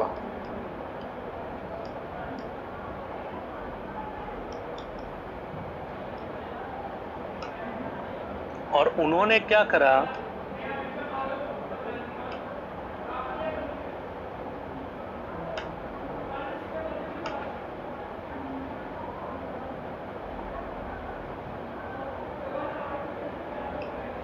उन्होंने क्या करा? 3 इंपॉर्टेंट चीज करा। Inflammation,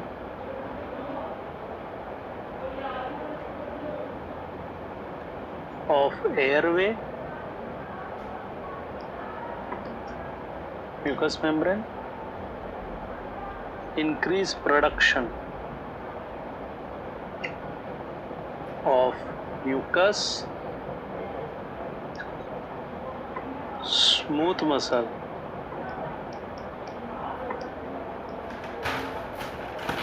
constriction।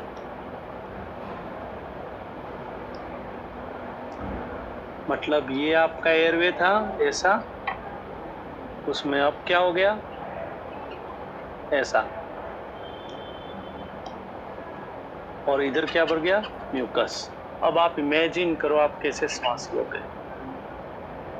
ये अस्थमा में होता है ना? तो आपका डिफ्यूजन वेंटिलेशन अफेक्ट होएगा और हम बोलेंगे इंडिविजुअल को क्या हो गया? अस्थमा। ये जो मैं आपको पैथोफिजियोलॉजी बता रहा था शॉर्ट के अंदर, ये पैथोफिजियोलॉजी जनरली हम एलर्जिक अस्थमा में देखते हैं। मैं शॉर्ट में वापस बोल देता हूँ क्या मैंने बताया। जेनेटिकल ससेप्टिबल इंडिविजुअल एनवायरनमेंट में एक्सपोज हुआ जहाँ पे अस्थमा को करने वाले फैक्टर थे, इम्यून सिस्टम ने रिएक्ट करा और इम्यून सिस्टम ने क्या बढ़ाया, आईजीई एंटीबॉडी। ये जो आईजीई एंटीबॉडी बनी वो किससे अटैच हुई बेटा, मास्ट सेल से। तो बेटा एक तो ये कौन सी एंटीबॉडी, ये प्रश्न पूछता है। कौन सा हाइपर सेंसिटिविटी रिएक्शन, ये भी प्रश्न पूछता है। अब क्या हुआ, फिर से मैं उस एंटीजन के संपर्क में आया, सब्सिक्वेंट एक्सपोजर हुआ। जैसे ही सब्सिक्वेंट एक्सपोजर होएगा,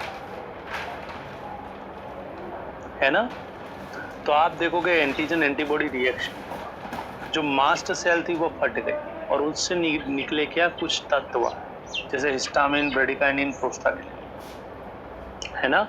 और और वो जैसे वो इन्फ्लामेटरी तत्व निकले तो आपका एयरवे में क्या हुआ, आपका एयरवे में सूजन आ गया, बहुत ज़्यादा म्यूकस भर गया और जो ब्रोंकियल ट्री था उसमें स्पाज्म हो गया। मरीज में डिफ्यूजन वेंटिलेशन अफेक्ट होएगा, मरीज को अस्थमा होगा। ये है, आपको समझना था। तो ऐसा हम देखते हैं, ठीक है।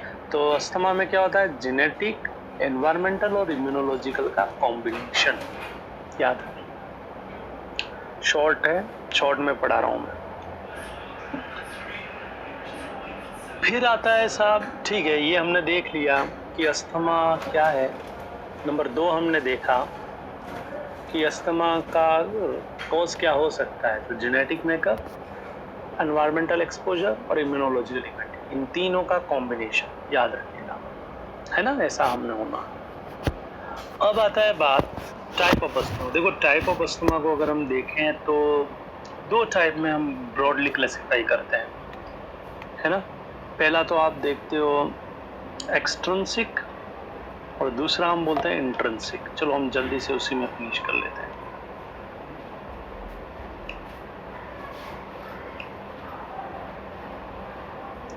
पहला टाइप कौन सा है बेटा, एक्सट्रिंसिक अस्थमा, जिसका नाम है एटोपिक भी है और एलर्जिक अस्थमा भी है ना। क्या है एक्सट्रिंसिक, जैसे ये इंडिविजुअल है, ये एक्सपोज हो रहा है एनवायरनमेंट में और फिर अंदर हो रहा है एक्शन, और एक्शन का आउटकम क्या हो रहा है, अस्थमा। अभी हमने पढ़ा। तो ये एक्सट्रिंसिक अस्थमा, एटोपिक अस्थमा और एलर्जिक अस्थमा के बारे में क्या इंपॉर्टेंट फैक्ट है, तो पहला है कि ये आईजी मीडिएटेड है, ठीक है। इसके अंदर टाइप 1 हाइपर सेंसिटिविटी रिएक्शन है, ये 2 प्रश्न हो गए। तीसरा है ये यंग इंडिविजुअल में होता है। चौथा, इसके लिए एक्सटर्नल फैक्टर रिस्पॉन्सिबल है, जैसे मैंने बोला था ना, environmental factor, pollen, dust, fume, gas, chemical, animal dander, cockroaches, mouth, वो सब रिस्पॉन्सिबल हैं। इसका बेटर प्रोग्नोसिस है, क्यों है, क्योंकि अगर आप उस एनवायरनमेंट में उस आदमी को भेजोगे ही नहीं तो कहीं ना कहीं मरीज के अंदर ऐसा डेवलपमेंट नहीं होएगा। और फैमिली हिस्ट्री इसमें पॉजिटिव मिल सकता है कि माँ बाप को हुआ था, आपको हुआ, ऐसा हुआ। ये हो गया बेटा पहला टाइप का, जिसका नाम है एक्सट्रिंसिक अस्थमा, ठीक है। दूसरा जो टाइप है जिसको हम बोलते हैं intrinsic asthma, non allergic, non atopic, ठीक है। ये नॉन एलर्जिक है, इसके अंदर बहुत सारे अन्य मैकेनिज्म रोल प्ले करते हैं, मतलब आईजी मीडिएटेड नहीं है। दूसरी बात है, इसमें मेन क्या होता होगा, इन्फ्लामेटरी प्रोसेस होता होगा एयरवे में, और एयरवे में जो इरिटेशन हो रहा है उसका आउटकम अस्थमा में हो रहा है। मिडल एज में होता है, एंडोजिनस फैक्टर आर रिस्पॉन्सिबल, उसमें एक्सोजिनस था बेटा, बाहर वाला था, इसमें अंदर ही अंदर हो रहा है। जैसे स्ट्रेस है, स्ट्रेस, नेजल पॉलिप, मेडिकेशन, ये सब कहानी इधर आता है। GERD आप पढ़े हो भी, इसका बैड प्रोग्नोसिस है, बहुत बार तो मालूम ही नहीं पड़ता कि अस्थमा क्या है ना। तो ये हो गया साहब इंट्रिंसिक अस्थमा। यहाँ पे कहानी क्या आती है, यहाँ पे पैथोलॉजी में, जैसे वहाँ पे आईजी मीडिएटेड था, यहाँ पे कोई पूछे बोलना कि ये वेगस नर्व का स्टिमुलेशन वजह हो सकता है, और दूसरा वजह हो सकता है ये बीटा एड्रेनर्जिक रिसेप्टर का ब्लॉक होना, ठीक है। तो ये हो गया सब इंट्रिंसिक अस्थमा, दोनों पूछ ले आपको। फिर है मरीज के अंदर हम क्या फाइंडिंग देखते हैं, जिस इंडिविजुअल को अस्थमा है। तो बेटा फाइंडिंग्स के अंदर मैंने बोला कि इवेंट होता है, एक्सपोजर होता है, उसके बाद there is a history of exposure, में भी हो सकता है, अगर एक्सोजीनस है तो, और एंडोजीनस है तो कोई हिस्ट्री नहीं। पहला इंपॉर्टेंट फाइंडिंग होगा खांसी, कफ ऑन एंड ऑफ रहेगा, कंटिन्यूअस रहेगा और सडन इसका ऑनसेट होएगा। कफ के साथ साथ आप देखोगे तो मरीज के अंदर टेकिपनिया, हाइपरवेंटिलेशन,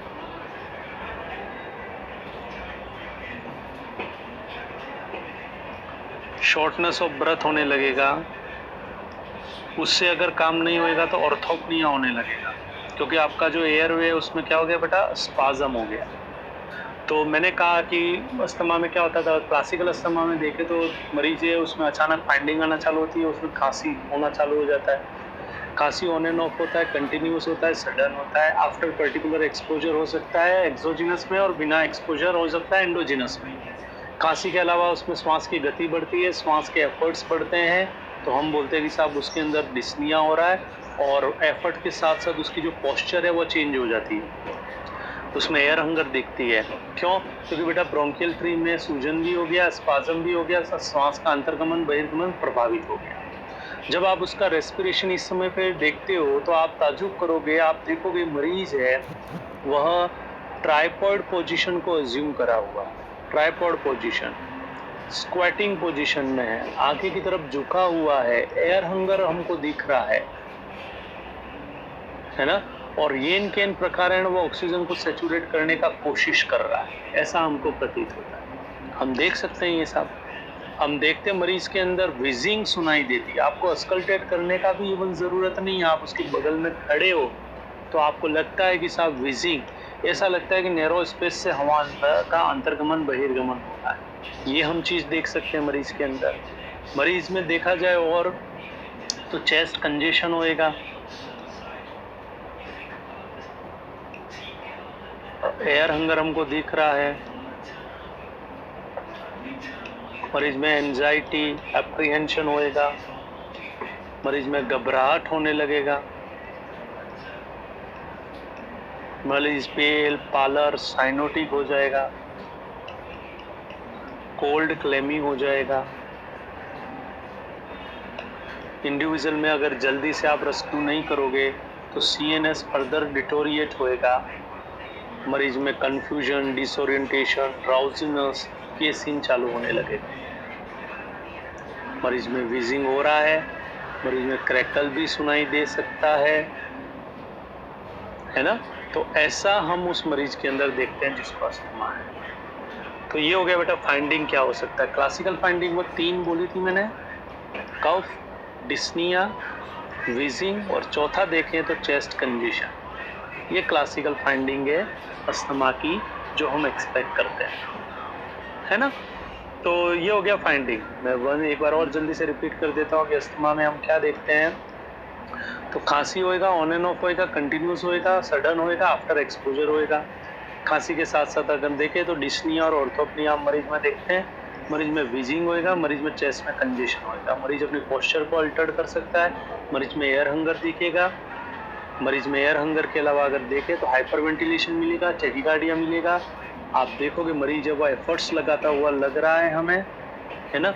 आप नेजल फ्लेयरिंग देखते हैं, एब्डोमिनल मसल का यूज देखते हैं, आप डायफ्राम की मसल का यूज देखते हैं, ये सब हम उस मरीज के अंदर देखेंगे। आप देख सकते हैं मरीज इतना करने के बाद भी ऑक्सीजन को सैचुरेट नहीं कर पा रहा है, तो शायद वो पेल, पालर, साइनोटिक होने लगे, शायद उसके अंदर एंजाइटी, अप्रीहेंशन होने लगे, शायद उसमें घबराहट होने लगे, कंफ्यूजन, डिसोरिएंटेशन होने लगे। मरीज ऐसा एग्जिबिशन करता है जिसको अस्थमा है। आपने देखा होगा, ये आपके लिए एक इमरजेंसी है जो एग्जाम में पूछ सकता है। तो बेटा यहाँ तक हम देख लिए। अब आता है साहब डायग्नोस्टिक इन्वेस्टिगेशन, हम क्या कर सकते हैं एक इंडिविजुअल को जिसको अस्थमा है या सीओपीडी है। अब यहाँ से हम कंबाइन चलेंगे, ठीक है। यहाँ तक तो हमने सेपरेट देख लिया। अब हम क्या करेंगे, यहाँ से कंबाइन चलेंगे इन्वेस्टिगेशन और मैनेजमेंट की तरफ। इसको करना है काम।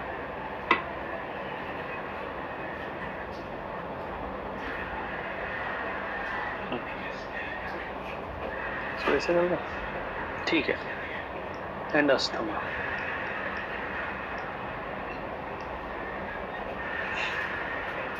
जब आप हिस्ट्री और फिजिकल एग्जामिनेशन करते हो तो आपको समझ में आता है। पिंक पफर किस में देखोगे, एम्फाइसीमा। ब्लू ब्लोटर किस में देखोगे, बहुत बढ़िया, chronic bronchitis. Clubbing of finger, COPD पूरे में। बाकी बैरल चेस्ट वही emphysema. Weight loss emphysema, weight gain chronic bronchitis. Breath sound कमी होना एम्फाइसीमा। ब्रेथ साउंड में विजिंग आना, ये सब क्वेश्चन है, सीओपीडी। क्रैकल्स आना बहुत बार सीओपीडी। विजिंग किस में, अस्थमा में। तो हिस्ट्री फिजिकल एग्जामिनेशन, अगर आपको पिंक पफर मिल रहा है तो आपका आंसर बेटा क्या होएगा, हमारा आंसर होएगा साहब सीओ, क्या है, एम्फाइसीमा। ब्लू ब्लोटर है तो क्रोनिक ब्रोंकाइटिस है। क्लबिंग ऑफ फिंगर दोनों में मिलता है, सीओपीडी में भी मिलता है, सीओपीडी में मिलता है, चाहे वो ब्रोंकाइटिस हो, चाहे वो एम्फाइसीमा हो, चाहे वो ब्रोंकोएक्टेसिस हो। बैरल चेस्ट किस में मिलेगा, एम्फाइसीमा में मिलेगा। वेट लॉस जनरली किस में देखते हैं, एम्फाइसीमा में। ब्रेथ साउंड डिमिनिश किस में हो जाएगा, एम्फाइसीमा के अंदर। परकशन में आपको क्या मिलेगा, तो बोलना हाइपर रेजोनेंस। क्यों हाइपर रेजोनेंस मिलेगा, क्योंकि हवा भर गई है फेफड़े में ज्यादा, हाइपर इन्फ्लेशन ऑफ लंग्स, है ना। विजिंग किस में सुनाई देगा, ये आपका एग्जामिनेशन में दिखेगा। बाकी आपको रेस्पिरेटरी डिफिकल्टी दिख रही है, मरीज में टेकिक नहीं आए, शॉर्टनेस ऑफ ब्रेथ है, मरीज में डिस्नी आए, मरीज में ऑटोप नहीं आए, ठीक है। ये जांच हम देख सकते हैं सीओपीडी और अस्थमा में अगर असेसमेंट करते हैं। बात आती है बेटा सीबीसी की, तो सीबीसी के अंदर डब्ल्यूबीसी काउंट बढ़े हुए मिल सकते हैं, ईएसआर बढ़ा हुआ मिल सकता है, न्यूट्रोफिल बढ़ा हुआ मिल सकता है, सीओपीडी में मिलता है जनरली, सेकेंडरी इन्फेक्शन। लेकिन अस्थमा में अगर आप देखते हो तो इसिनोफिल काउंट, इसके अंदर अस्थमा में बढ़ा हुआ मिलता है, जो एलर्जिक की तरफ इशारा करता है। ये ध्यान में रखना है आपको, है ना। चेस्ट एक्सरे की बात करें तो चेस्ट एक्सरे को अगर हम देखते हैं, है ना, तो आपको ये याद रखना है, शब्द यूज करे थे। एम्फाइसीमा में क्या दिखता है, hyper inflated lungs, flatten diaphragm, है ना, बैरल चेस्ट, ये इंपॉर्टेंट फाइंडिंग है जो आप चेस्ट एक्सरे में देखते हैं। बाकी सेकेंडरी इन्फेक्शन हो, न्यूमोनिया हो, इनको आप रिबिल्ड कर सकते हैं, है ना। हम देखते हैं साहब पल्मोनरी फंक्शन टेस्ट में, ये है फोर्स वाइटल कैपेसिटी, ये है फोर्स एक्सपिरेटरी वॉल्यूम इन 1 सेकेंड, डेड स्पेस और टोटल लंग्स कैपेसिटी, ये इंपॉर्टेंट है, याद रखिएगा। जो टीएलसी है, टोटल लंग्स कैपेसिटी बढ़ जाएगी, डेड स्पेस बढ़ जाएगा, रेजिडुअल वॉल्यूम बढ़ जाएगा, फोर्स वाइटल कैपेसिटी घट जाएगा, force expiratory volume in first second घट जाएगा। अगर आप देखते हो तो ये इंपॉर्टेंट चीज है, वो आपको अस्थमा में और एम्फाइसीमा में मिलता है। मतलब फेफड़े में हवा ज्यादा हो गई है, इसलिए देखो टीएलसी बढ़ गया, लंग्स कैपेसिटी बढ़ गया। डेड स्पेस, कुछ ऐसी हवाएं जो न तो बाहर जा रही है ना अंदर ही अंदर है, वो कभी बाहर जाती ही नहीं है। डेड स्पेस, रेजिडुअल वॉल्यूम भी बढ़ गया, क्योंकि फेफड़ा है वो पूर्ण संकुचन को प्राप्त नहीं कर पा रहा। जब इस हाइपर इन्फ्लेटेड लंग्स को हम रिकॉइल करने का कोशिश करते हैं तो ये हवा जितनी जानी चाहिए बाहर उतनी नहीं भेज पा रहा, इसलिए फोर्स वाइटल कैपेसिटी, एक्सेलेरेशन के द्वारा आप हवा को ज्यादा बाहर नहीं निकाल पा रहे, न तो पहले सेकंड में न कंप्लीट। तो ये आपको डेटा याद रखना है। आप देखोगे पीएफटी के अंदर, सुन पा रहे हो आप, तो ठीक है यार, ये है एबीजी के अंदर आपको इनिशियली अल्कलोसिस मिलेगा, लेटर ऑन एसिडोसिस मिलेगा। जब रेस्पिरेटरी फेलियर की तरफ जाएगा तो एसिडोसिस आपको मिलेगा। ईसीजी और इको करा के आप आरवीएफ को देख सकते हो। ये कुछ जांचें हैं जो हम करते हैं सीओपीडी और अस्थमा की। अब हम ओवरऑल मैनेजमेंट देखते हैं क्या हो सकता है सीओपीडी और अस्थमा में। तो मैनेजमेंट को अगर हम देखें बेटा, मेडिकल मैनेजमेंट देखते हैं हम क्या हो सकता है उस इंडिविजुअल के अंदर जिसको क्या है,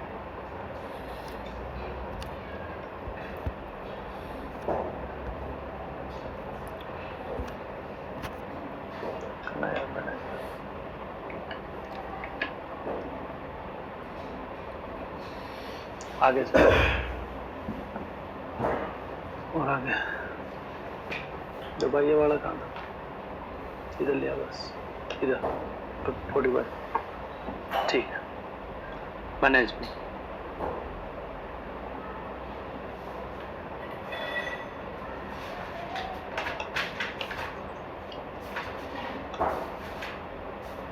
मैनेजमेंट ऑफ सीओपीडी। हमारे पास सीओपीडी और अस्थमा को एड्रेस करने के लिए न्यूमरस मेडिकेशंस हैं, बहुत सारी दवाइयाँ है ना। आप ओरल, पैरेंटरल, आप नेबुलाइज कर सकते हैं, नेबुलाइजेशन कर सकते हैं, आप मरीज को मिडल डोज इनहेलर दे सकते हैं, आप रोटाकैप्स दे सकते हैं। ये ऑप्शन है डिलीवरी के। जब भी मरीज एक्यूट फेज में आता है इमरजेंसी के अंदर, तो आप आइदर नेबुलाइजर और पेरेंटरल एडमिनिस्ट्रेशन को इंश्योर करते हैं।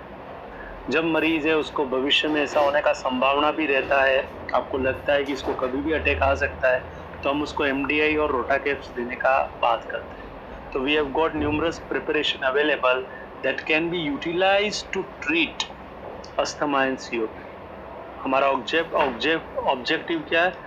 ऑब्स्ट्रक्शन को कम करना, रेस्पिरेशन को ऑप्टिमम करना विद मिनिमम एफर्ट्स। ठीक है बेटा, ऑब्स्ट्रक्शन को हटाना है, रेस्पिरेशन को अच्छा करना है मिनिमल एफर्ट्स के द्वारा, इन्फ्लामेशन और डिटोरिएशन के प्रोसेस को हॉल्ट करना है, रोकना है इन्फ्लामेशन और डिटोरिएशन के प्रोसेस को। ऐसा कुछ करने के लिए हम न्यूमरस मेडिकेशन दे सकते हैं। दवाइयाँ क्या होती है? तो दवाइयों में अगर हम देखें तो आपके पास ब्रोंकोडाइलेटर्स होते हैं, बीटा एगोनिस्ट और मिथाइल ज़ैंथिन डेरिवेटिव्स, है ना।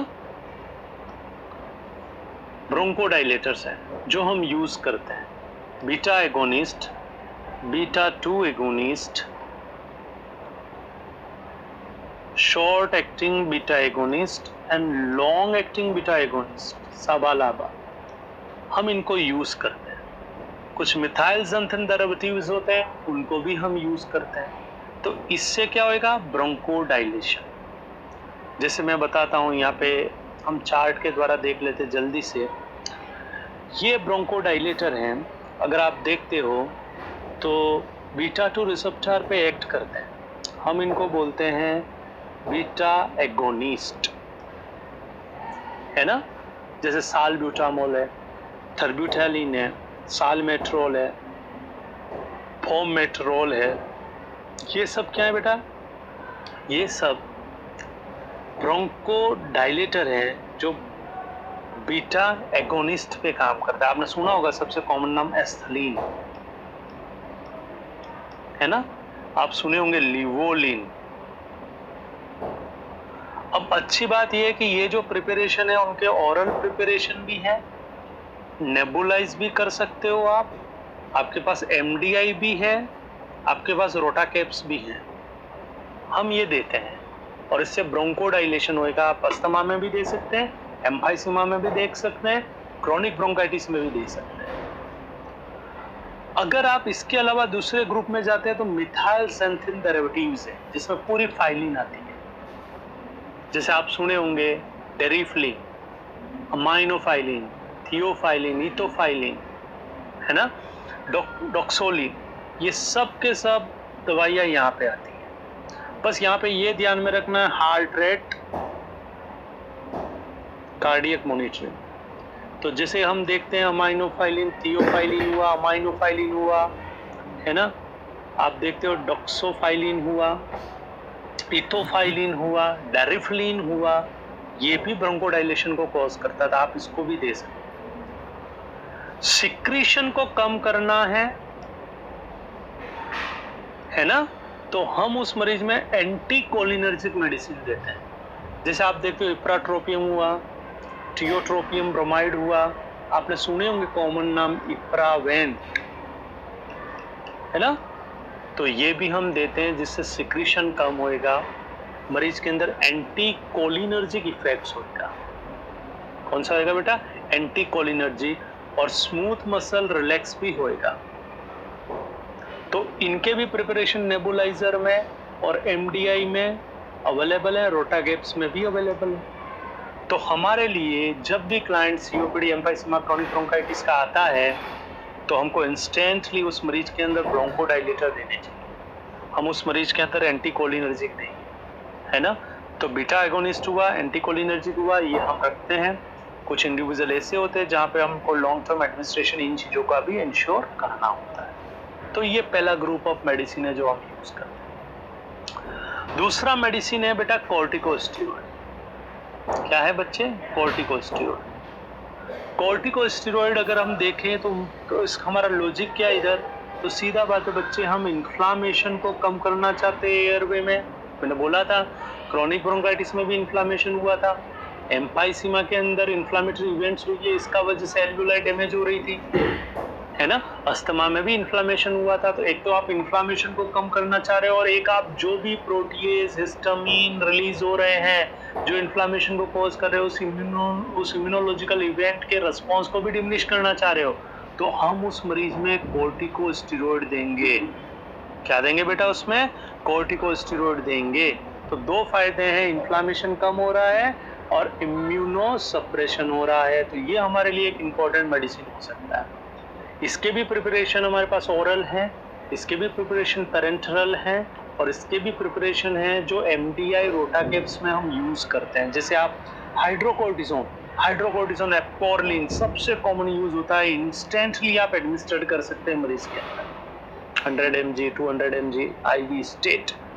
आप देते हैं बेटा मिथाइल प्रेडनिसोलोन, मेड्रोल, आप ये नाम सुने होंगे जो हम क्लाइंट को एडमिनिस्ट्रेट करते हैं, ठीक है।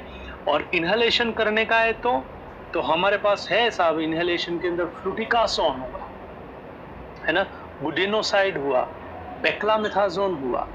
तो बेक्लामिथाजोन है, बुडेनोसाइड है, फ्लूटिकासोन है, ये हम मरीज में इनहेलेशन, नेबुलाइजेशन, एमडीआई, रोटाकेप सब में दे सकते हैं। तो बहुत इंपॉर्टेंट है, हम ये दोनों दवाई देते हैं। इसके अलावा मास्ट सेल ने जो रिलीज करा था उसको एड्रेस करना है, तो आप उस मरीज के अंदर क्रोमोलिन सोडियम, क्या देते बेटा? क्रोमोलिन सोडियम, जो मास्ट सेल स्टेबलाइजर है। तो मास्ट सेल वो हिस्टामिन और उनको रिलीज नहीं करेगी, तो ये भी दवाई हम दे सकते हैं, मास्ट सेल स्टेबलाइजर, है ना। बच्चे इंटरल्यूकिन के एक्शन को एड्रेस करना, IL-4 और IL-5 अस्थमा के अंदर इंपॉर्टेंट माने गए, है ना। तो आप उस मरीज के अंदर क्या दे सकते हैं? ल्यूकोट्राइन मॉडिफायर, इंटरल्यूकिन के एक्शन को अगेंस्ट जाने का है, तो हम मॉन्टेयर देते हैं। आप सुने होंगे मॉन्टेयर, है ना, मॉन्टेलुकास, टाइमिलुकास, जफरलुकास्ट, ये हम एडमिनिस्टर करते हैं। ये भी एक इंपॉर्टेंट मेडिसिन है। आप हिस्टामिन के एक्शन को कम करना चाह रहे हैं तो आप मरीज में एंटी हिस्टामिनिक देते हैं बेटा। एंटी हिस्टामिनिक में हम देते हैं तो आपने देखा होगा सिट्राजिन है, CPM है, बेनाड्रिल है ना, सिट्राजिन है ना, इनको हम उस मरीज के अंदर एडमिनिस्टर करते हैं। तो ग्रुप ऑफ मेडिसिन ये हो सकता है, पहला beta agonist, long term short term लाबा साबा यूज करते हैं। दूसरा मिथाइलजेंथिन और उसके डेरिवेटिव्स।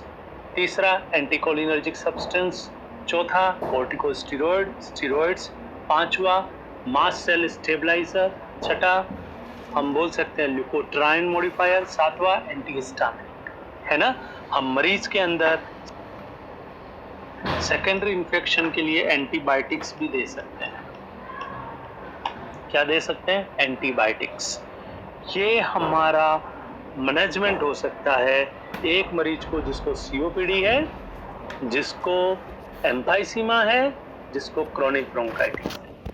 आप चाहें तो एक्सपेक्टोरेंट भी दे सकते हैं, गुआनफेंसिन।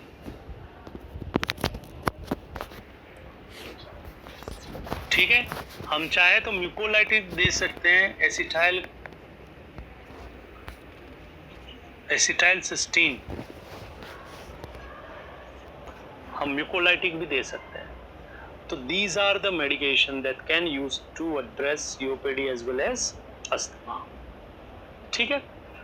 अब आता है साहब नर्सिंग या CHO के पर्सपेक्टिव से आप क्या करोगे जब आप देखते हो अस्थमा को, एम्फाइसीमा को और इसको। तो मैं जल्दी से बोलता हूँ